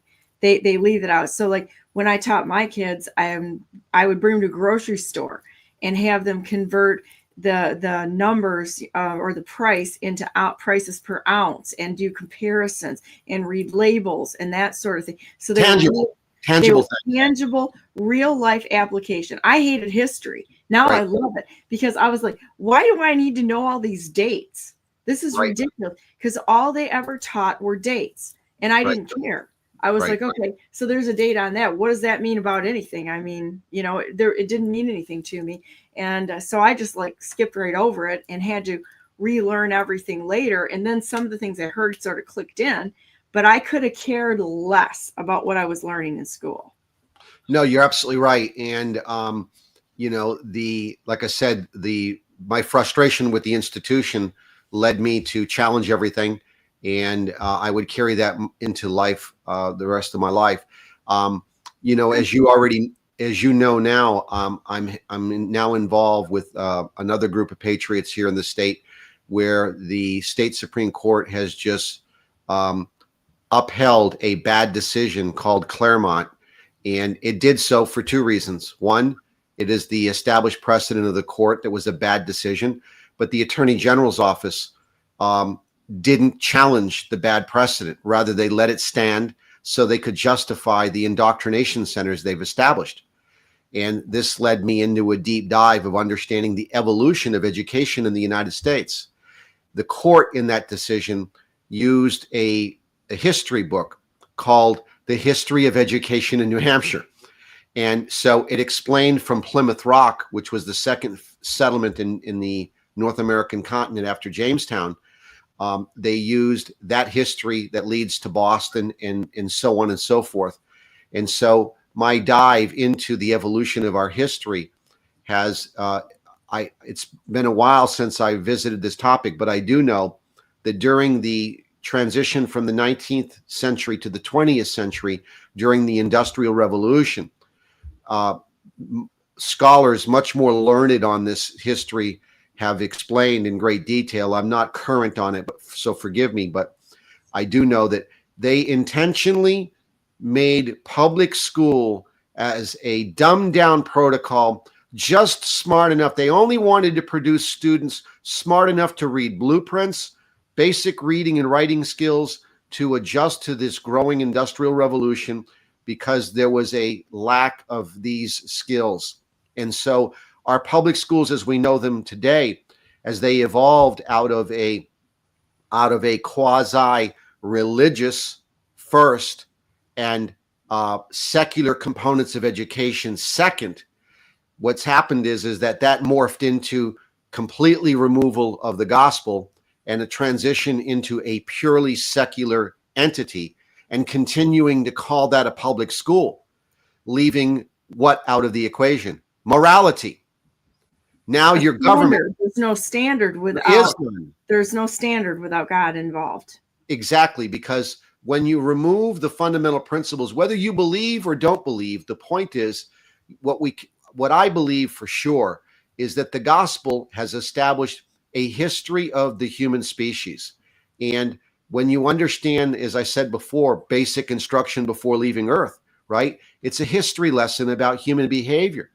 And this education protocol puts in the basis of what is moral and what is not moral. When you look at the globe as an entity, the moral compass of every society on the planet is derived from what? The religious protocol of that culture.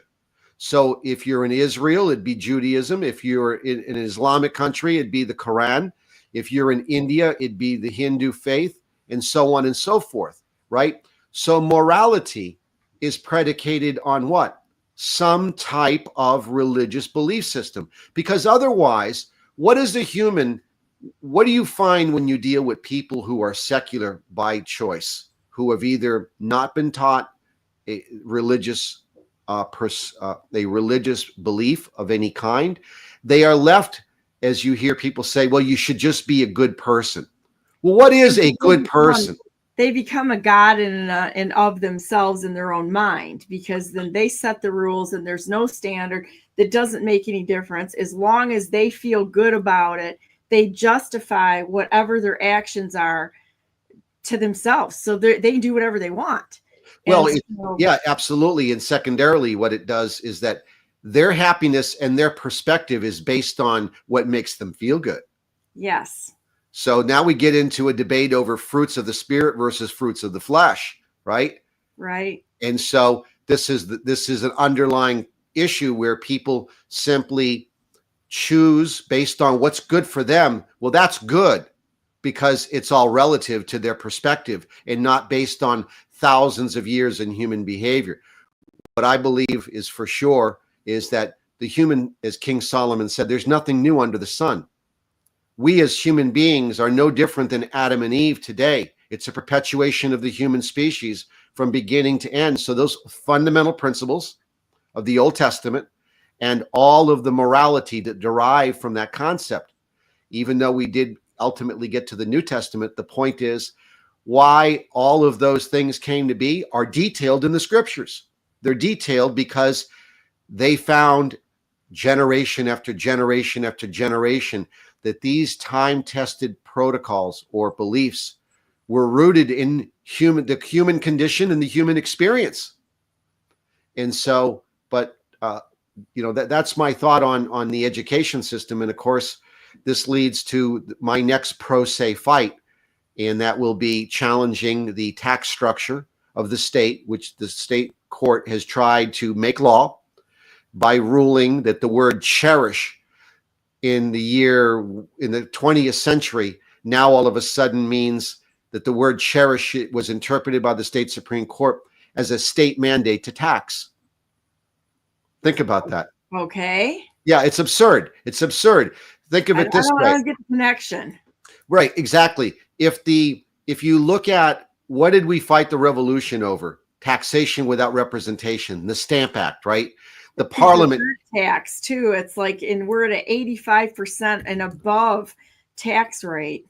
So our state constitution established very clearly that in order to prohibit the abusive practices of the previous government, the English monarchy and its parliament, of willy-nilly just passing new laws, regulations, and statutes that would be the basis of increasing your taxes, right? Well, this was prohibited. And so our state constitution prohibits that process without the people consenting to a new form of tax. So in New Hampshire, it's only happened 5 times because the original tax was based on we're going to make the property owners pay for their protection. And in order to expand that tax base, it's been done 5 times, proving my point. But guess what didn't happen? There was an amendment to the state constitution to allow the state to tax your property to finance schools. This court decided the word cherish means something it doesn't mean altogether. And the other thing they did is they looked at the history they applied the wrong history test. Let me explain. In the Heller-Bruin decision, Clarence Thomas and Bruin articulated that not all history is the same. He established that, look, you must look at the history at the time these documents were written and not 100 years later or too far back into antiquity. In other words, English common law, things that were changed because of the American system. Remember, we started the North American experiment that would grow into the United States of America in Jamestown and Plymouth Rock in 1620, or approximately, right? Jamestown was the slightly earlier. But the point is that what did they bring with them? Here we have a saying in New Hampshire, and most Republican states are the same. Don't move here and mass up New Hampshire. In other words, don't bring your Democrat politics here because you're fleeing Democrat policies in a blue state, and and that's what they do, right? And so this is what they did in the colonial period. And this is another thing they don't teach in school. So Plymouth Rock, the compact began in 1620. The Mayflower was headed to Jamestown. The East India Company had chartered a boat, the Mayflower, to go all the way to Jamestown. It never made it. The weather, the boat took on damage from the bad weather crossing the Atlantic. They would find safe harbor in the Massachusetts Bay, and they would redraft their charter, and that would become the Mayflower Compact. And so from there, that was 1620. The Declaration of Independence is 150 years later. This is exactly why the Declaration of Independence, if you read it today, sounds like a direct charge at our government that exists now. Why? Because the 150 years of colonial rule, that's what it was. That's what they rebelled against. It was actually should have been called an English Civil War. Because as I said before, if you understand that the English government, the history of it is taught very well by Chris Ann Hall, the attorney from Florida, that the 1100 Charter of Liberties, the 1215 Magna Carta, the Petition of Right? So the 1100 Charter of Liberty was, hey, you need to stop acting like a king.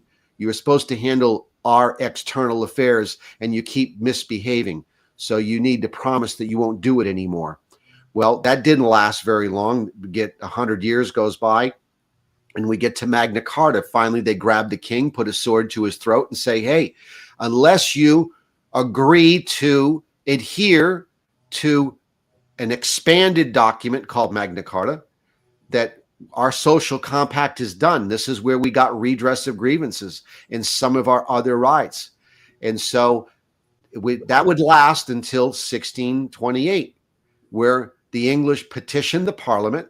The English people petitioned the Parliament and said, hey, you're ignoring the 1100 Charter of Liberties. You're ignoring Magna Carta. We want you to stop. And so they wouldn't. So it leads to the grand remonstrance, which is the stern rebuke and protest, written protest, detailing, just like the Declaration of Independence, detailing all of these things that we don't like that you're doing to us.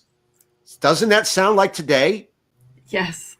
Right? And then they would lead to, ultimately, they would kill the king, establish an English Bill of Rights, bring in a foreign entity, the Duke of Orange, and so on, and say, hey, we'll make you the king if you agree to establish this English Bill of Rights. Well, that was 1688. What do you think they brought here to the New World? That very concept. If you read New Hampshire was the first of the 13 colonies to write a constitution. In the body of the document, one of their grievances is that you've deprived of us of our rights enumerated in the English Bill of Rights. It's putting in motion this repetitive pattern. So that's why history is so important, that it's simply, as King Solomon said, there's nothing new under the sun. The human condition perpetually repeats itself.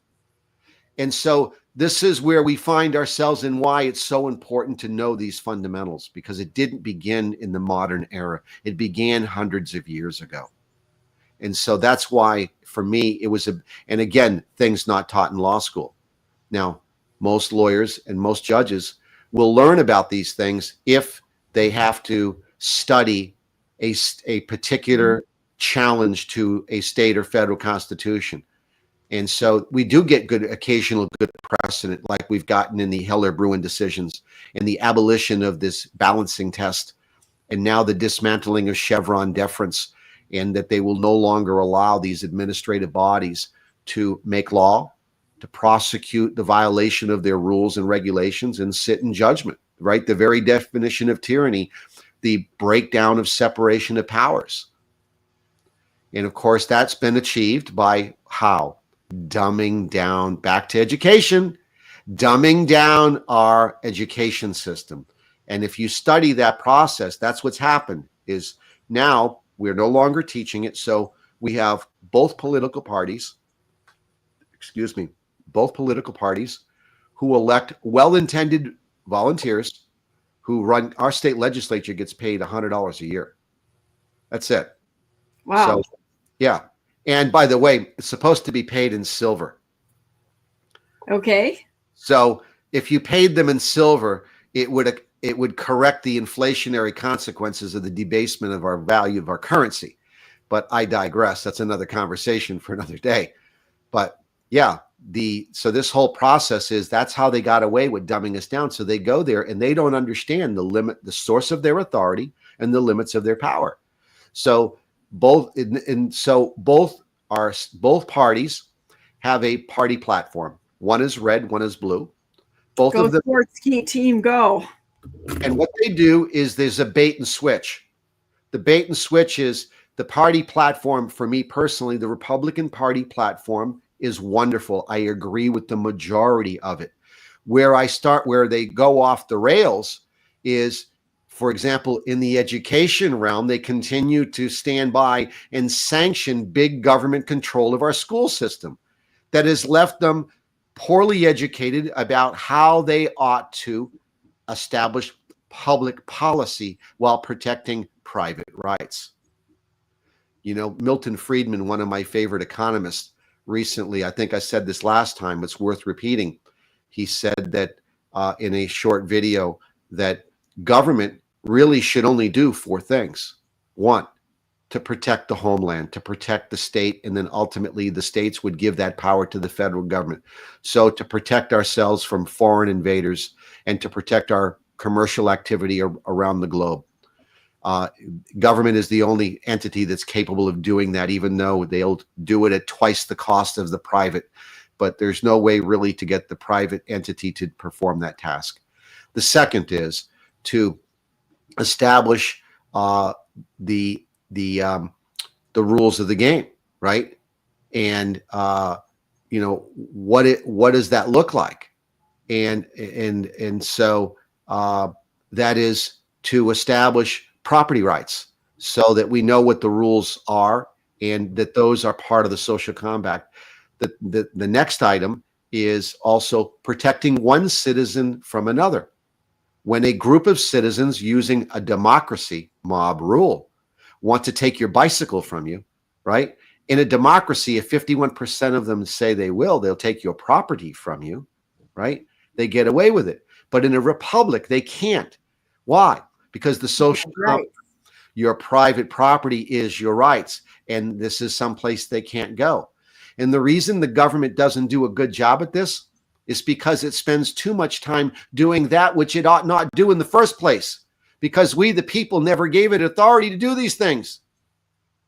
And then lastly, not co-equal branches of government, but rather a judiciary that is third and last for a reason. Remember, when you read my state constitution anyway, the state Supreme Court in a famous case, Worcester v. Plymouth, reaffirmed that fundamental truth, that it's established in a numerical hierarchy, with the first article being the most important and moving on up. So the first thing they established in its new form of government after establishing a Bill of Rights, by the way, all the 13 colonies begin with a Bill of Rights, because again, a Republican form of government. The very purpose of creating the Part 2, a form of government, is to protect Part 1. And so by doing this, the reason, so the first thing we get is a legislature. Started with a Senate, then a House of Representatives, then they created the executive branch. We have a governor and executive council. And then lastly, a judicial body, which Milton said that judicial body is there to adjudicate controversies that cover the first two items. And that really is the summation of what your government ought to do. So regardless of what state in the union you're in, this is a really important piece. And so I'll take your questions. I don't know if you have any, but it's going to be a good segue to my op-ed I sent you. Well, I tell you, I just really like listening to you talk and process everything as a whole, because you typically lead into the next topic, and I'd like to hear what you have to say. I don't really have any questions. It makes sense to me. Well, good. I sent you an op-ed about voting. So we talked about the first issue, education, and the modification of the education system to dumb down society and not to increase the quality.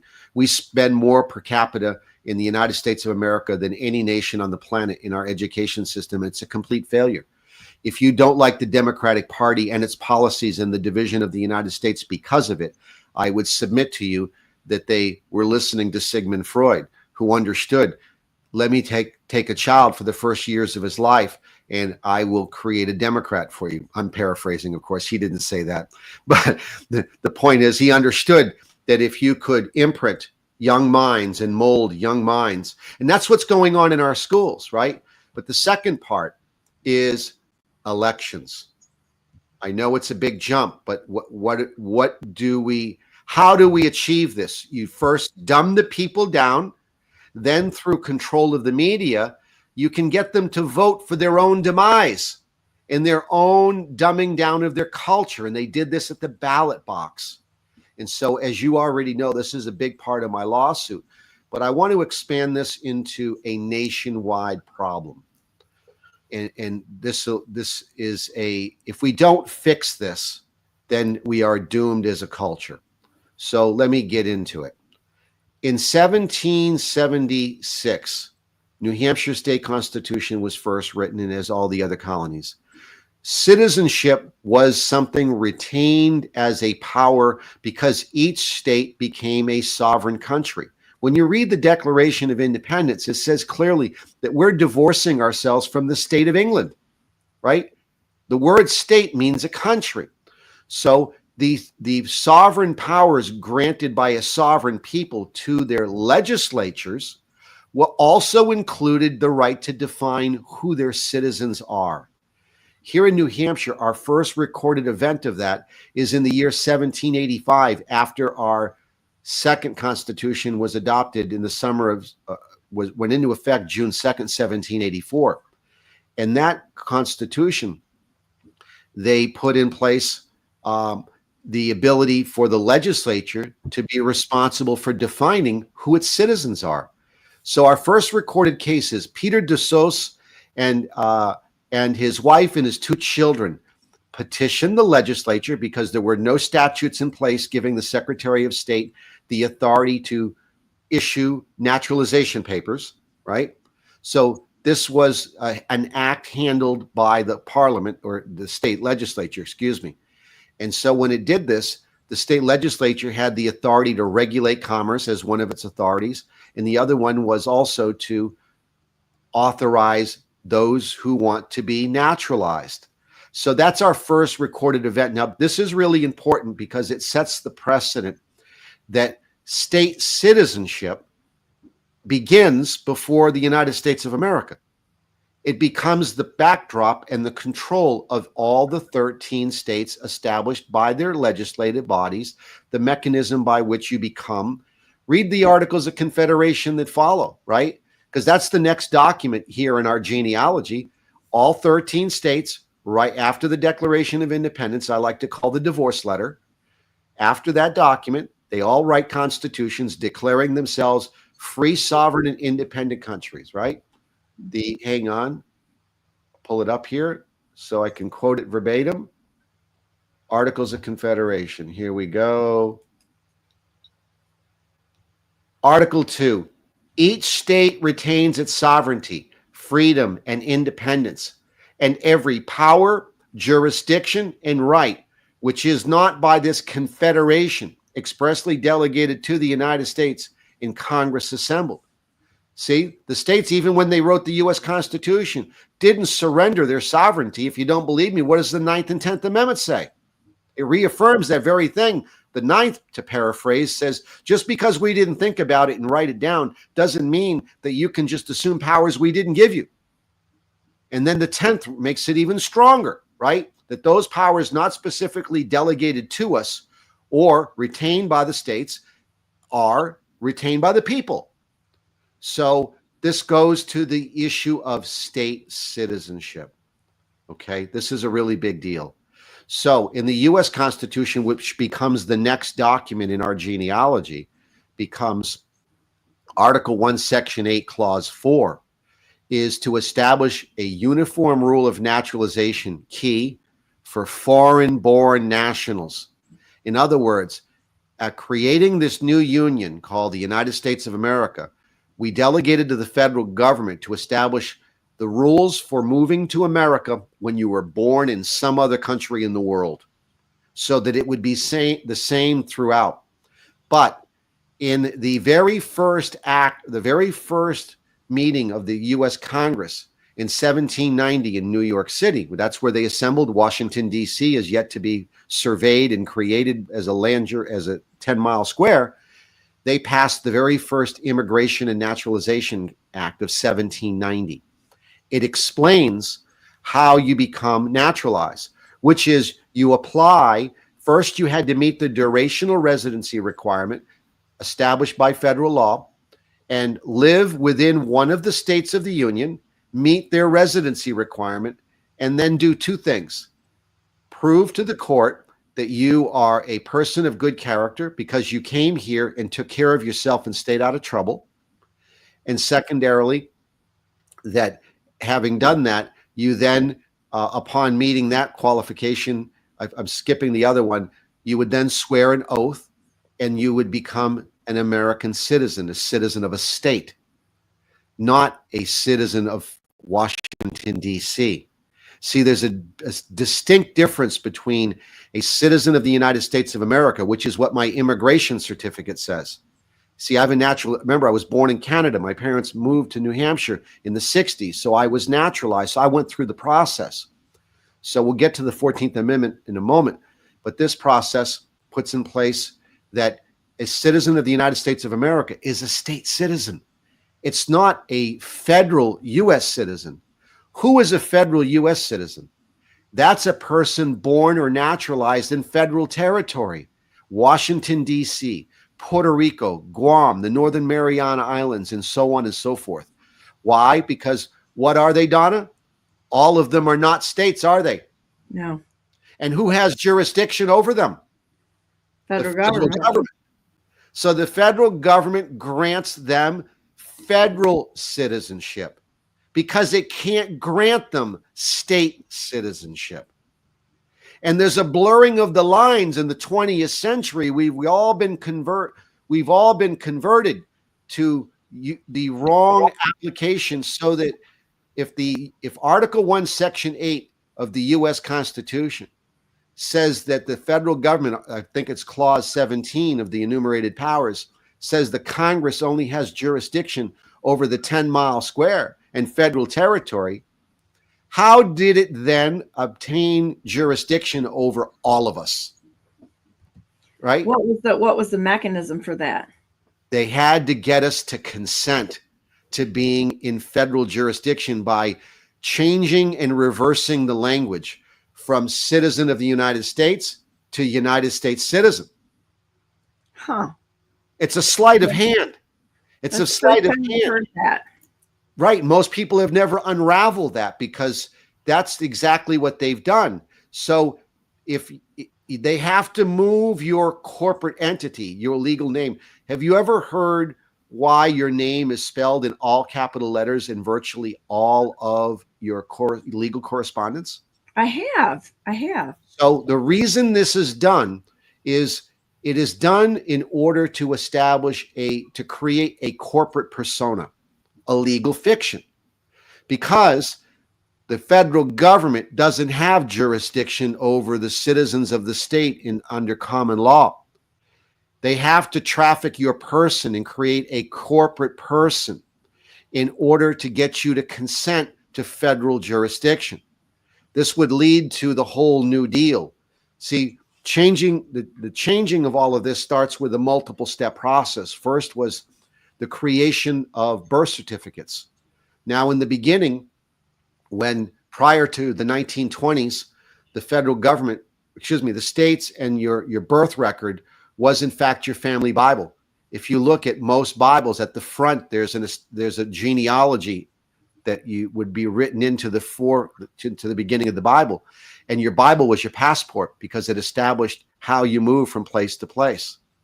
So in the 20th century, under the false pretense of the federal government in the census wanted to track the birth record of all Americans. And this put in this apparent, they weren't documenting who and the names and the details, but this would ultimately lead to establishing a birth certificate. And this birth certificate would then create the legal fiction. The original birth certificates, your name would be styled in your Christian name, styled in the form of your signature. So this signature application was in effect for a very long time until it got incorporated into changing it. So today, when you look at it, and by the way, I went to a state court and corrected this with my state court, and the judge figured out what I was doing. See, my naturalization certificate is where those who are born outside of the United States, in order to create this legal fiction, and by the way, this is part of our state law. The reason you capitalize a name in all caps is because you're creating a legal fiction, a corporate entity. So I said to the judge, Your Honor, when I applied to become a citizen of the United States of America, the federal government changed my name. They spelled my name in all capital letters, capitalizing my name, and I signed the document stating that I agreed to this. I would receive it in the mail. I says, but that's not who I am. They changed. What did the judge say? She lowered her glasses and said, I get it. And I produced my document. I said, if you notice, Your Honor, my name given by the government isn't the name given by my parents. So I want my legal name to reflect who I am, and so that there's no misapplication of a legal fiction to coerce me into contracts. And this is how the federal government ultimately, I'm giving a summary here without getting into all the details, but this is how the federal, because what did I tell you about the New Deal in 1933? They sent FDR in order to try to fix the Great Depression caused by the Federal Reserve. They would summon people from all of the 48 states to a meeting and FDR told all of them to return to their state governments and pass legislation to accept federal aid. So in ours, this happened in 1933. Now, in order to do this, why did they have to pass legislation to do this? Because, what did I say? Article 1, Section 8, Clause 17 of the U.S. Constitution says the federal government only has jurisdiction over the 10-mile square in its federal territories. I challenge your reader, not your readers, those viewing this today, to go look at the enumerated powers. Again, you can summarize the enumerated powers to do as Madison said, the external affairs of the states, to wage war on their behalf, to negotiate peace, to establish treaties for common defense and for commerce, and to regulate commerce between the Indian tribes and between the sovereign countries called states and between foreign nations, right? Right. So if that's all it can do, right, it really, and you look at the parts where you have certain rights like the privileges and immunities clause, right? But when you look at it as a sum total, you're going to find that the federal government wasn't created to really deal with you. Why? Because the state government already did that for you. And as Patrick Henry warned, most people have not studied the Virginia ratification debate between the Federalist and the Anti-Federalist. Madison and Hamilton were Federalist. Patrick Henry and George Mason were Anti-Federalist. The names were an oxymoron because they were the opposite, right? Patrick Henry argued that the U.S. Constitution, as written, because the judiciary was given too much powers and there was too much of a consolidating tendency. This was the result of James Madison. James Madison tried to create a national, central, sovereign power in a limited monarchy called a president. And so he submitted his work to the famous Constitutional Convention to try to bring about these change to creating this national central government, which would ultimately create this democracy. And Patrick Henry objected. He said, if we ratify the U.S. Constitution as written, which ultimately would be ratified as written, if we do this, it would ultimately destroy the sovereignty of the states. Hasn't that happened? It sure has. And these are some of the tools that have been put in place. And if we do not fix these things, why do you think the federal government does all these things? Why do you think the Democrats go on the offenses and tell us that, oh, we're going to lose Medicare, we're going to lose Medicaid, we're going to do all these social programs it has no constitutional authority to pass in the first place? To make the people dependent on a central national government, destroying the constitutional republic by bribing all of the states into taking federal aid, and this would snowball progressively, step by step. So this is where we would get the state legislatures would pass federal aid, authorizing them to create a second set of books. And how do you get, and why do you think Social Security was fundamentally created? We all know what they told us as to why, but I would argue the real reason that Social Security was created was to create a business relationship between the federal government, not authorized to conduct any activity on behalf of the citizens of the several states, but rather to establish a commercial contractual relationship where the people become involved in commerce, because they are. They're taking money from you for this retirement account. This was all part of this conversion where you had to become a legal fiction, because look at Article 3 of the federal courts, right? What is their jurisdiction? Admiralty maritime jurisdiction. Why? The law of the sea, the law of commerce. So it's there from the beginning. Some people say the Organic Act of 1781, which consolidated the 6 different jurisdictions that were part of the 10-mile square. Remember, The 10 Mile Square incorporated Maryland and Maryland, I believe, in Virginia. Correct me if I'm wrong. You had Georgetown in the city of Washington, and then the counties in both states by which those two cities were in. So the Organic Act consolidated them. Now, there are some people who have argued that this is where the United States became a corporation. No. The United States government in the very beginning, James Madison said 3 times in the Constitutional Convention of 1787, the United States government is a body corporate and a body politic. It has political jurisdiction over the 10 Mile Square and federal jurisdiction to make law and rules and regulations to control federal territory. But its corporate powers were specifically given to it so that it could establish the land it sits on and the federal territories where forts, ports, and arsenals were established for the common defense, right? And then also, so all of these things get put in place and back to wage war, negotiate peace, and to regulate what? Commerce. So that's why the federal courts are specifically, see, there's not technically a common law federal jurisdiction. It's admiralty, maritime law to regulate international commerce. This makes so much sense to me, what you're saying right now, because that's what we've been talking about, is that we are living in a corporatocracy and the corporations are pulling the strings right now. Now let me bring this full circle. Talked about destroying the sovereignty of the states. Let me prove it to you. In the 1970s, we saw the reshaping of our election laws, where they would get you to consent to being a U.S. citizen as a question, and that you would apply at your age of 16 to consenting to being a U.S. citizen because your method of transportation throughout all the states in the Union was a commercial activity. So they used the Commerce Clause and then got you to order to have reciprocity.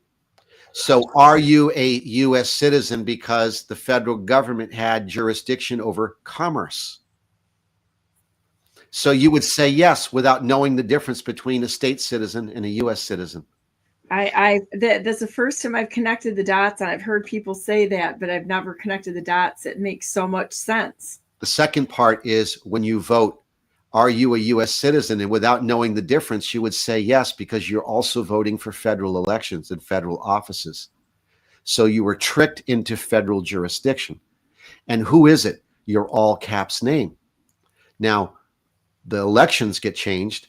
They destroy the sovereignty of all the states by making these changes. They destroy the sovereignty of all 50 states by removing the process of moving from one state to the next. And let me tell you where this comes from. The famous case of Susan B. Anthony, we know her from women's suffrage, right? The 19th Amendment to the U.S. Constitution. Well, there's something far more famous about her. And let me read it to you. Hang on. She voted in the election in New York. And let me see. I moved this document. Forgive me. Forgive me. I've got it here somewhere. Where did I move it to? I hate it when I move to. I have too many documents open. Technology is great until it doesn't work, you know. And whether an organization, the same thing. Must have closed it. Anyway, the point of all of this was that she sued, and it went all. She got arrested and charged, and it went all the way to the U.S. Supreme Court. She argued that the 14th Amendment gave women the right to vote, and she lost. There's another famous case in California, same thing. That was part of my my op-ed. I was pointing out that in those two cases, that your right to vote doesn't emanate from your federal constitution. It emanates from your state constitution. From the state constitution. If you don't believe me, read Article 1, Section 4 of the U.S. Constitution, where the states reserved unto themselves how they're going to establish the time, the place, and the manner in which you elect federal offices is reserved to the state legislatures.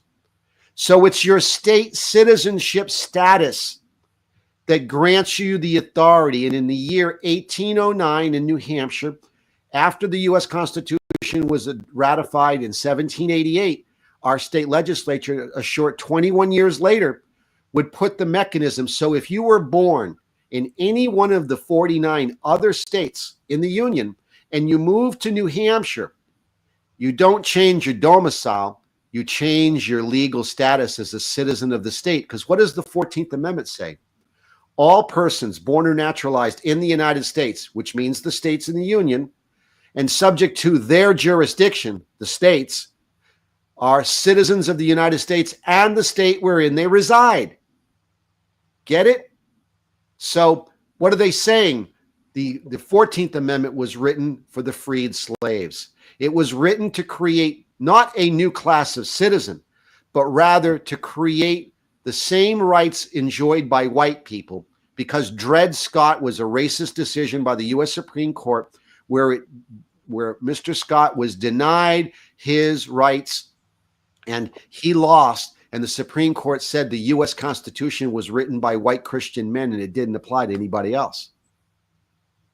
So to fix this, the 14th Amendment, to give citizenship, state citizenship, to all the freed slaves.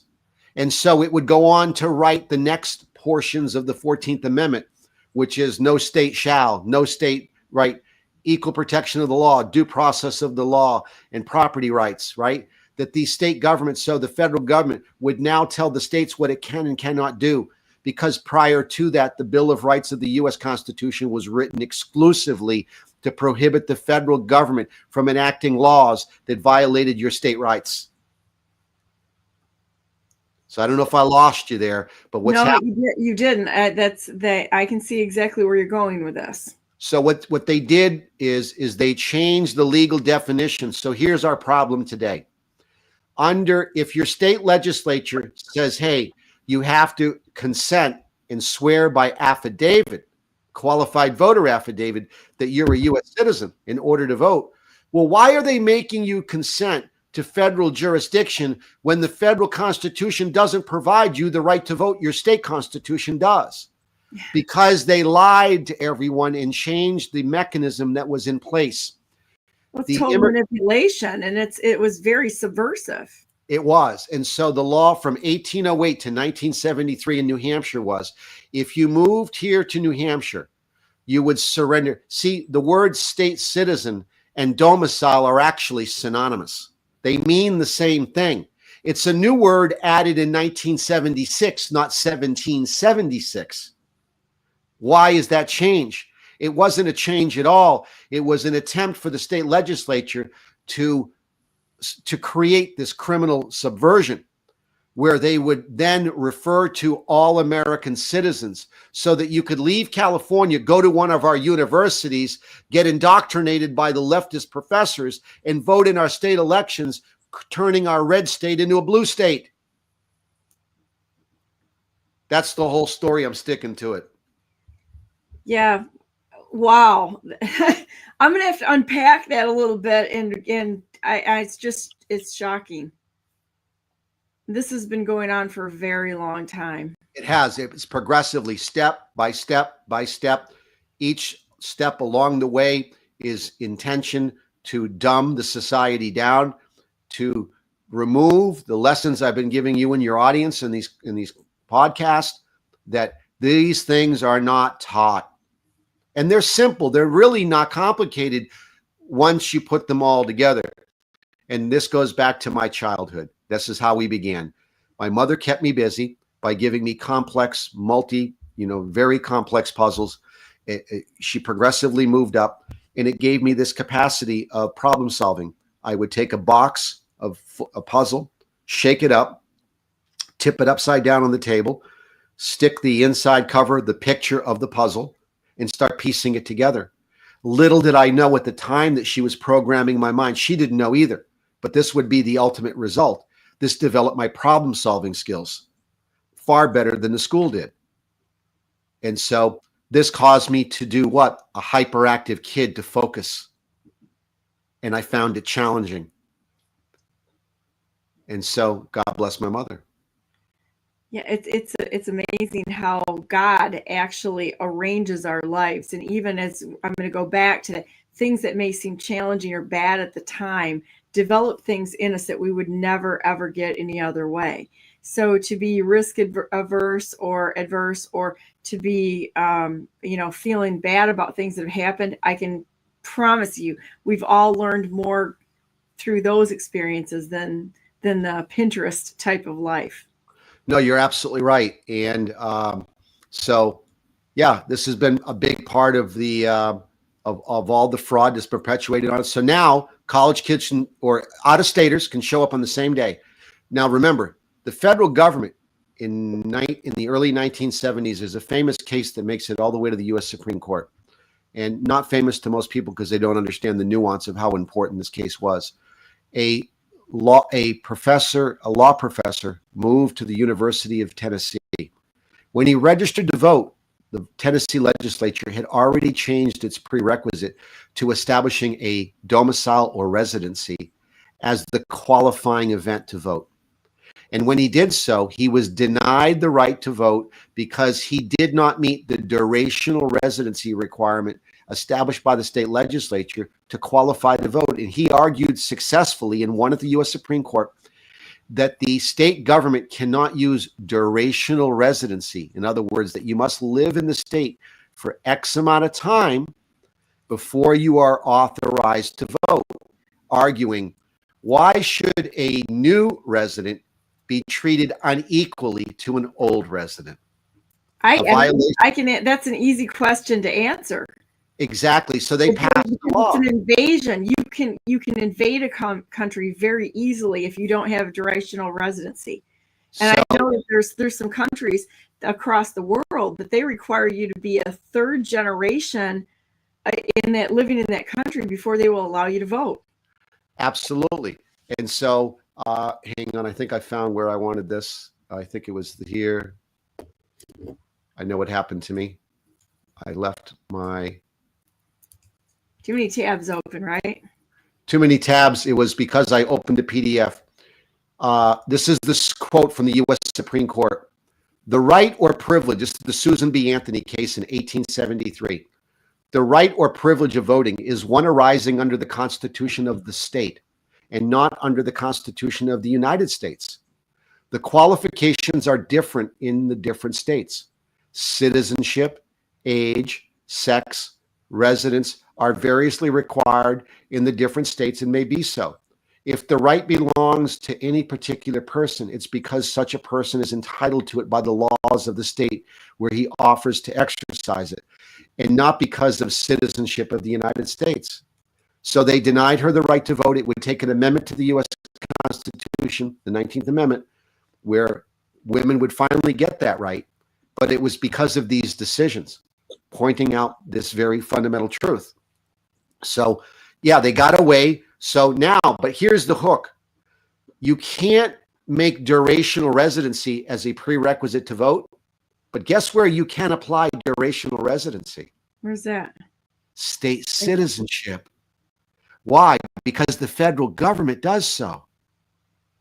So the federal government establishes, remember I started with explaining that in the beginning, the states were the sovereign states gave the federal government the ability to make the rules uniform for immigration of all foreign-born nationals. That first immigration law, at the very last sentence, established that the states retain the sovereignty to define who its own citizens are. Some of it was based on racism because the southern states didn't want to be compelled to take black people as their citizens.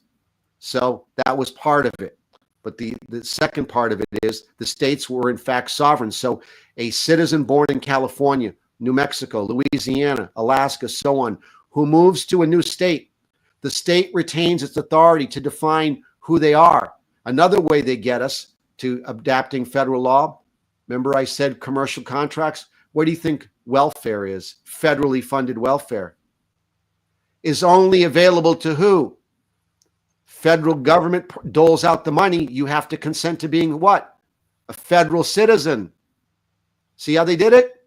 Yeah, I see. All these things have gotten us to change. And this is why we now have a national central democracy.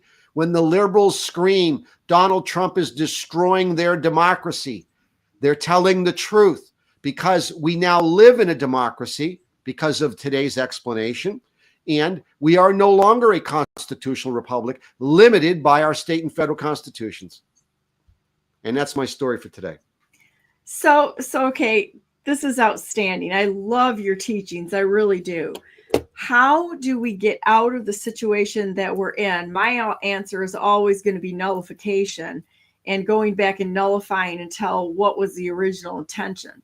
So what are your answers to this? My answer is simple. Since I appear to be the first one to have unraveled this in this complex manner, my goal is to set up a committee of safety, which was a founding era group of patriots who acted in an executive capacity to organize the revolution, establish a committee of safety in all 50 states, and God willing, that I have the capacity to then go in each of the states as quickly as possible to restore the sovereignty of each state and let the patriots of each state restore their individual sovereignty. Once they learn what's been taken from them, that this can all be taken back. Because do you have this all written out on how you would step by step go through this? It's all part of my legal fight. And all of this is based in my briefs. Now, it hasn't been, I haven't tied together because I've had a struggle with financial support here just to get done what I have actively going on with my litigation. So obviously I'm looking for support from others around the country, God willing, that we have this happen in each state. And this would solve this election solution, right? What's coming on, which would have a major turnaround. Those who are I disagree with an Article 5 convention. I do too. It's a bad idea. Now, I disagree for a different reason. I disagree with an Article 5 convention because we don't have enough people in the United States who have a deep enough understanding of the fundamental principles. And no integrity. That too, but secondarily, that they are not knowledgeable enough, and that may offend people, I'm sorry, but I'm speaking the truth, is that because of that, they would not be able to fix the problems. I believe the real solution is the one I just articulated, that in order to fix the problem, we have to first take back our states from the grassroots, from the bottom up, restore the sovereignty of all 50 states, by them understanding what's been stolen from them, to bring the federal government back in check. The federal government, when the U.S. Constitution was written, do you realize it was a bankruptcy document, the U.S. Constitution? Did I ever share that with you? No. Yeah, give me a second here. I'll prove it to you. Article 6. If any of you have your constitutions open, go to Article 6 and the very first sentence. Article 6. All debts, contracted and engagements entered into before the adaptation of this Constitution shall be valid against the United States under this Constitution as under the Confederation. In other words, all the debt that was incurred to fight the Revolutionary War, that as this contract came to be, this compact came to be, we agreed to pick up the tab. The federal government when it was created, was bankrupt. We are bankrupt today. The Federal Reserve System has bankrupted the United States. We are financially and morally bankrupt.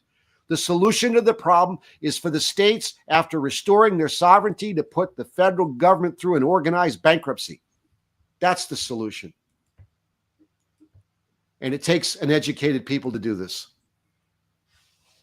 I love this. This is fantastic. Thank you so much for all the time that you put. I can't even imagine the amount of time you've put into this over the past decades. It has been a tremendous labor of love, I would guess. And I clearly understand that the good Lord allowed my life to play itself out the way it did, so that I would be in a position to advise, the capacity, the mental capacity and the genetic skill set that he gave me. Remember, we talked about hyperactive kids with your first guest, right? Yeah. That temperament, when you have a child like that, because I've been dealing, one of the blessings of my life is as a professional dog trainer, right? I used to manage a federal agency. I was in charge of the U.S. Department of Energy. I had 10 bomb dogs under my command. I've trained thousands of dogs. And so my application of behavioral science, I've had the ability, because a canine has a short lifespan compared to a human being. So I've been able to understand and found these things to be challenging on how to teach, right? And so this process has gave me the unique understanding of trying these practices on thousands of animals that don't have our complex thinking process, keeping it simple, because that's what they are. They're simple. They're made up of primary instincts. Their thought process is predicated by stored memory patterns and not critical thinking skills that you and I possess. So by doing this, so that was number one, that I had this capacity, and I found my teachers to be dumb.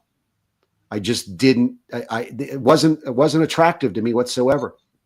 Two, the memory and capacity. And then ultimately, my life as it played itself out. So today, I don't have a lot of net worth, don't have a mortgage, don't have a home that I own. I have limited resources, but guess what I have? Peace of mind, because I can risk it all, because I have nothing for them to take. If they take me out, I'm a Christian, I go home early. I'm not worried. I'm not worried about that consequence, but I have nothing to take. My automobile is paid for. I have no mortgage, no debt, none of that. So to some people, I remember when the COVID crisis was going on, and a lot of the women that were attending my speaking events it came to be, where are all the men? And my answer was, all the good men are at work. They're at work supporting their families, because they're all in debt because of the mechanism by which our society is financed. That gets into a whole story on the Federal Reserve System. For your audience, read The Creature from Jekyll Island, you'll understand. But that's where they're all at. And so what are they not capable of doing? Risking the comfortable life they have. They're unwilling or incapable. And so we have a friend of mine did a brilliant speech on this. He talked about why people are unwilling to become patriots. And he came up with 3 excellent reasons. 1, people are not uncomfortable enough. Agreed. 2nd, they don't want to be made uncomfortable. Period. They just don't want it. They want to be part of the herd and not be the target. Right? Right. So, and lastly, they have tried, twice bitten, twice shy. They've made an effort to get involved, either following some false teaching or ideology that led them down a sovereign citizen route and gotten them in legal trouble. I find a lot of those patriots in my speaking events where they're looking for legal solutions, realizing that the system is broken and trying to rechange their legal status, and thinking falsely that if I change and correct my legal status, that I don't have to have a driver's license. I don't have to register my car. I can put on these plates and, UCC 301, right? Under duress, and all of these other tactics that are being taught. And then they get burned. They ultimately meet a cop and a judge who ruins their life because they followed false teaching. My point along the way has always been, look, we already have what we need with our foundational documents. We don't need to reinvent the wheel. We have something that the founding fathers didn't have. These brilliant foundational documents that they created to solve the problems that they encountered under the Declaration of Independence. Again, we don't have to reinvent the wheel. So, and yes, I'm not sure we could do today what they did back then at all, because people are so quick to defend their biases rather than to have a civil discord in order to create something that's for the mutual good of everyone. I would love to believe that we could do that, but people are going to have to leave their biases and say it doesn't matter where the idea comes from. We have to go with the best idea. Right. So what we're at right now is we need to go back to what worked, and that's those founding documents, and nullify and just nullify and abolish everything else that's past that, because all it did was centralize the power, and unlimited power is unlimited corruption. We cannot do that. And I really think that, everything you had to say today was so pivotal on how to restore the United States, to get away from the federal government, which is totally out of control. Totally. Absolutely. But our state governments are too. When we look at how much money, like our government, the state of Michigan, has sent overseas to be laundered back into the politicians' bank accounts, and how much money they enter into service, allegedly service with, and what they leave with is obscene. If you look at my state constitution, the 16th Amendment they were incapable, and my state did not vote for the 16th Amendment because it was restrained by a state constitution. And prior to the 16th Amendment, which was unlawfully ratified, the U.S. Supreme Court had declared any type of income tax unconstitutional. Back to my earlier point, that the reason tariffs, duties, and imposts were part of the original taxing scheme, because those involved with international commerce would pay their own expenses. And remember, I said that if you look at the Constitution properly, you'll discover the foundational documents. There is no relationship between the citizens of the states and the federal government. It wasn't written to carry out your needs at the state level. That's already done by your state government. That's why the Federalist, Alexander Hamilton and Madison and the Federalist Papers talked about that the powers of the federal government are few and well defined, because they were opposing a federal Bill of Rights because they said they were unnecessary, and that by writing them down, that we would be vulnerable by writing them down, because the federal government can't assume powers we didn't give them. Thank God they did write them down, because history would prove itself that they were in fact necessary, because the generations that would follow. And, back to the final point about why patriots, once bitten, twice shy, is they've gotten involved and others didn't join them. They got burned out and they walked away, and they're waiting for someone else to pick up the mantle. Right. And it goes right back to, we all have to be responsible for taking that responsibility on and doing the right thing, even if nobody else does. Right. We have to, at our state. So that's something else that just further complicates it in our state of Michigan, is that they never really properly ratified or installed it was never voted in the 1963 Constitution. We have an illegal, unlawful Constitution. They only did it by 1/10% of the voters. So our Constitution from 1963 should be struck off the record, just by that. Just peeling the layers back until we get to what worked and what's a lawful way to run the states and the country. Well, it's amazing. And the reason I believe the proper way to achieve the goal of those who want an Article 5 convention is that can only happen once the people have educated themselves to such an extent to understand the fundamental principles. Then you would have a citizenry capable of modifying the federal government, putting it through an organized bankruptcy, but not until then. So for me, that's why the Article 5 convention is a non-starter. I understand both sides of the argument.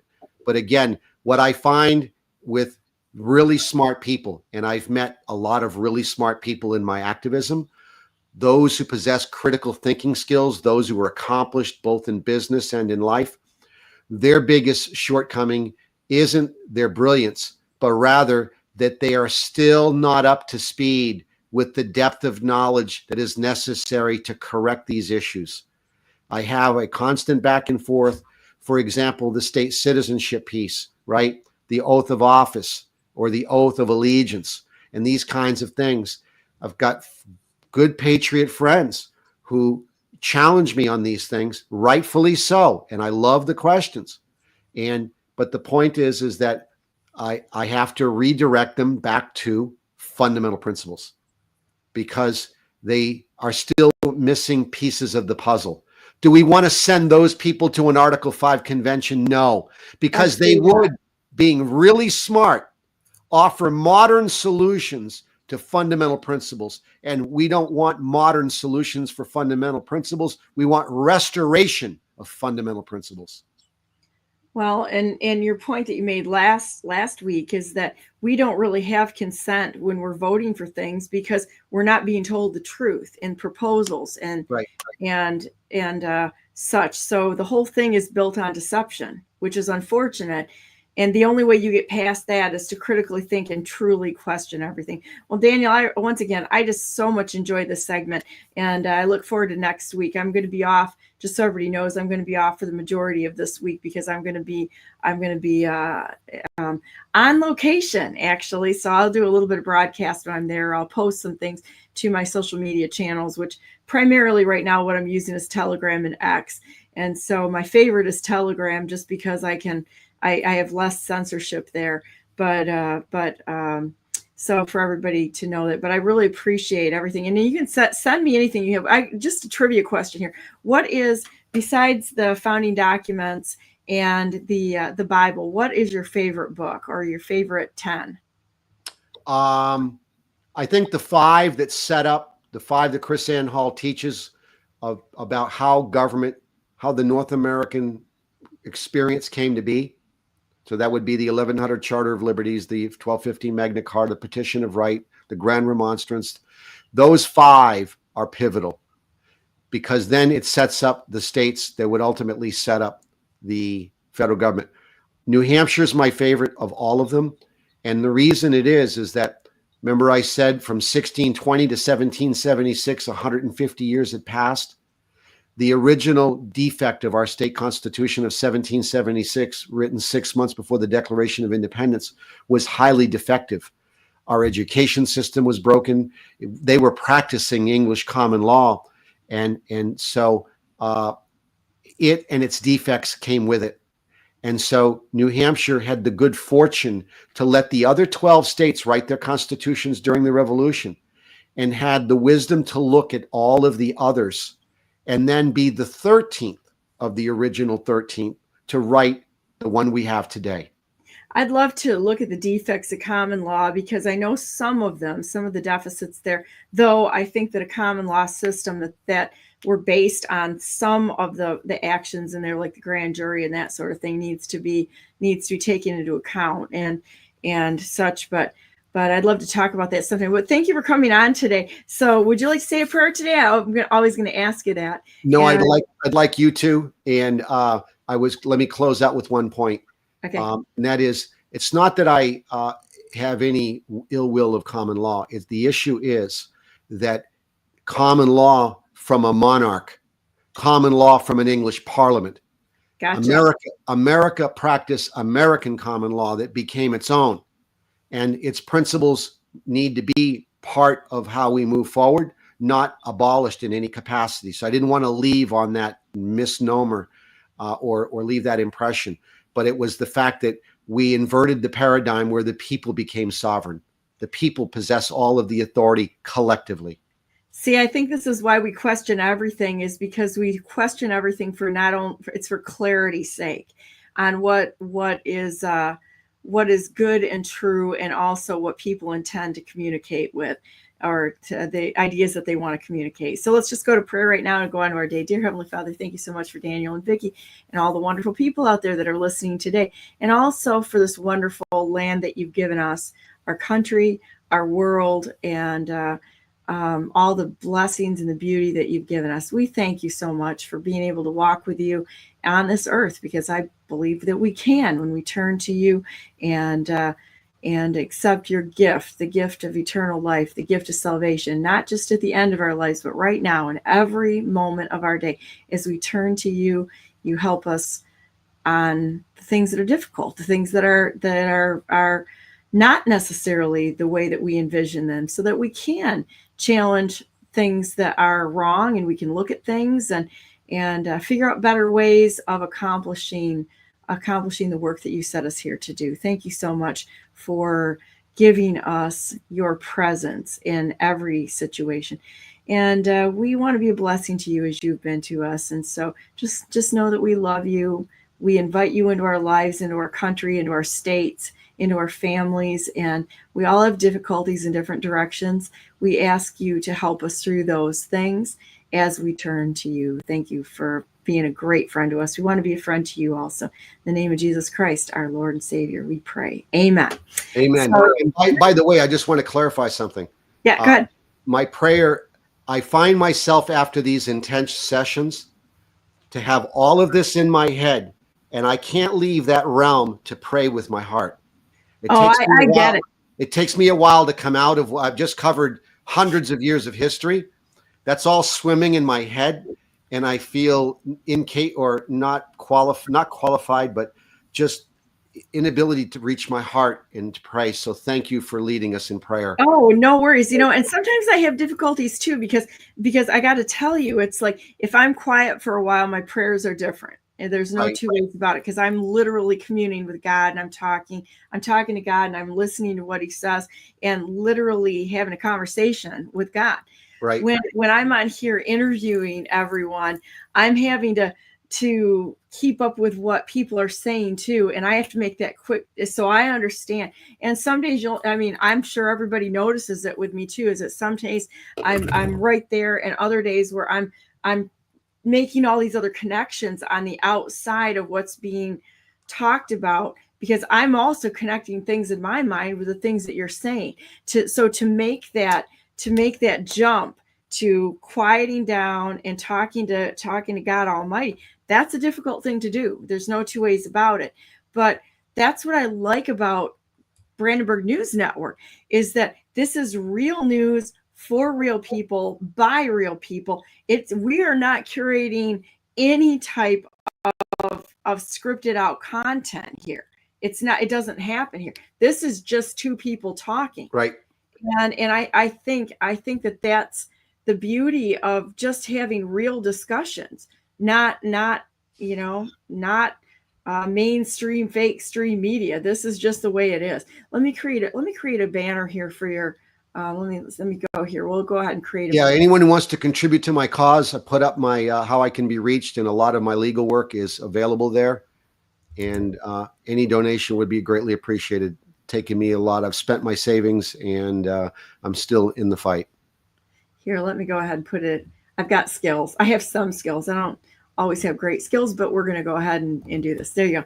So there's Daniel's website. It's wonderful. I have you up here too. If I move around, let me see if I can find it, because I try to always have people's websites up as we're talking through things. May take me a minute because I've got so many tabs open also. It's probably in another window here. Yep, too many tabs open. So, but anyhow, that's how you find Daniel's website, and your complaints are there, your cases are there, and etc. And I'm so grateful for the time that you've brought, that you've put into this. It's amazing. So we'll talk again next week, Monday. And with this, let's see, wrong arm. Ding, ding, ding, ding. Please go to Brandenburg.com, because I'm the best non-conceder who's ever not conceded in the history of the United States of America. And I'd like to have a discussion with the rightful president of the United States, President Donald J. Trump. Cowboy boots, I win that one. We talk about things, and we talk about real things. Anyhow, everyone have a wonderful week. That's my 2022 protest for running. Great. So everyone have a great week. I'm not going to be here for the next few days. I will be. In fact, I'm going to actually be in Washington, D.C., working on some very important projects and meeting some people that I believe are righting the United States of America. I have great faith that things are going in a wonderful direction. We just have to remember to stay in the game. As you said, people get bitten once, and they're shy on this. Approaching it again, going back and potentially being bitten again. That's really what separates people who follow God and have that unwavering commitment.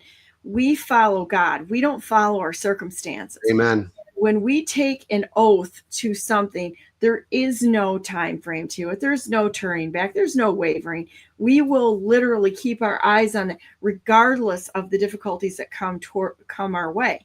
We're going to continue to fight because we haven't won the challenge, and the challenge is only taken away by God Almighty, and He isn't taking that away, nor do I think He's going to, because our quest is, God's will on earth as it is in heaven, not our own circumstances. And that's a very different mindset than what the majority of people have. They have time frames on it. Well, when are we done with this? I don't know, and I don't care. We're here for God's will on earth as it is in heaven. Pretty extra sure that's going to be a lifelong quest. And there's no turning away from that. So with that said, have a great week this week. You too now. God bless. And I will be posting to my social media accounts and such. So if you want to keep up on what I'm doing, who I'm talking to, look at my Telegram channel. It's at Brandenburg #4MI, and you'll see the post there. With that said, God bless you all. God bless all those whom you love, and God bless America. Make it a great day. It's a choice. Every minute, every step, every action we take, every word we say, it is a choice to go forward as a warrior, unwavering, unafraid, and no backing down, no negotiating on some of these principles. So with that said, I wish you all well and have a great week, and I will see you next week or the end of this week. All right. Thanks, Daniel. Bye now. You're welcome. Bye-bye.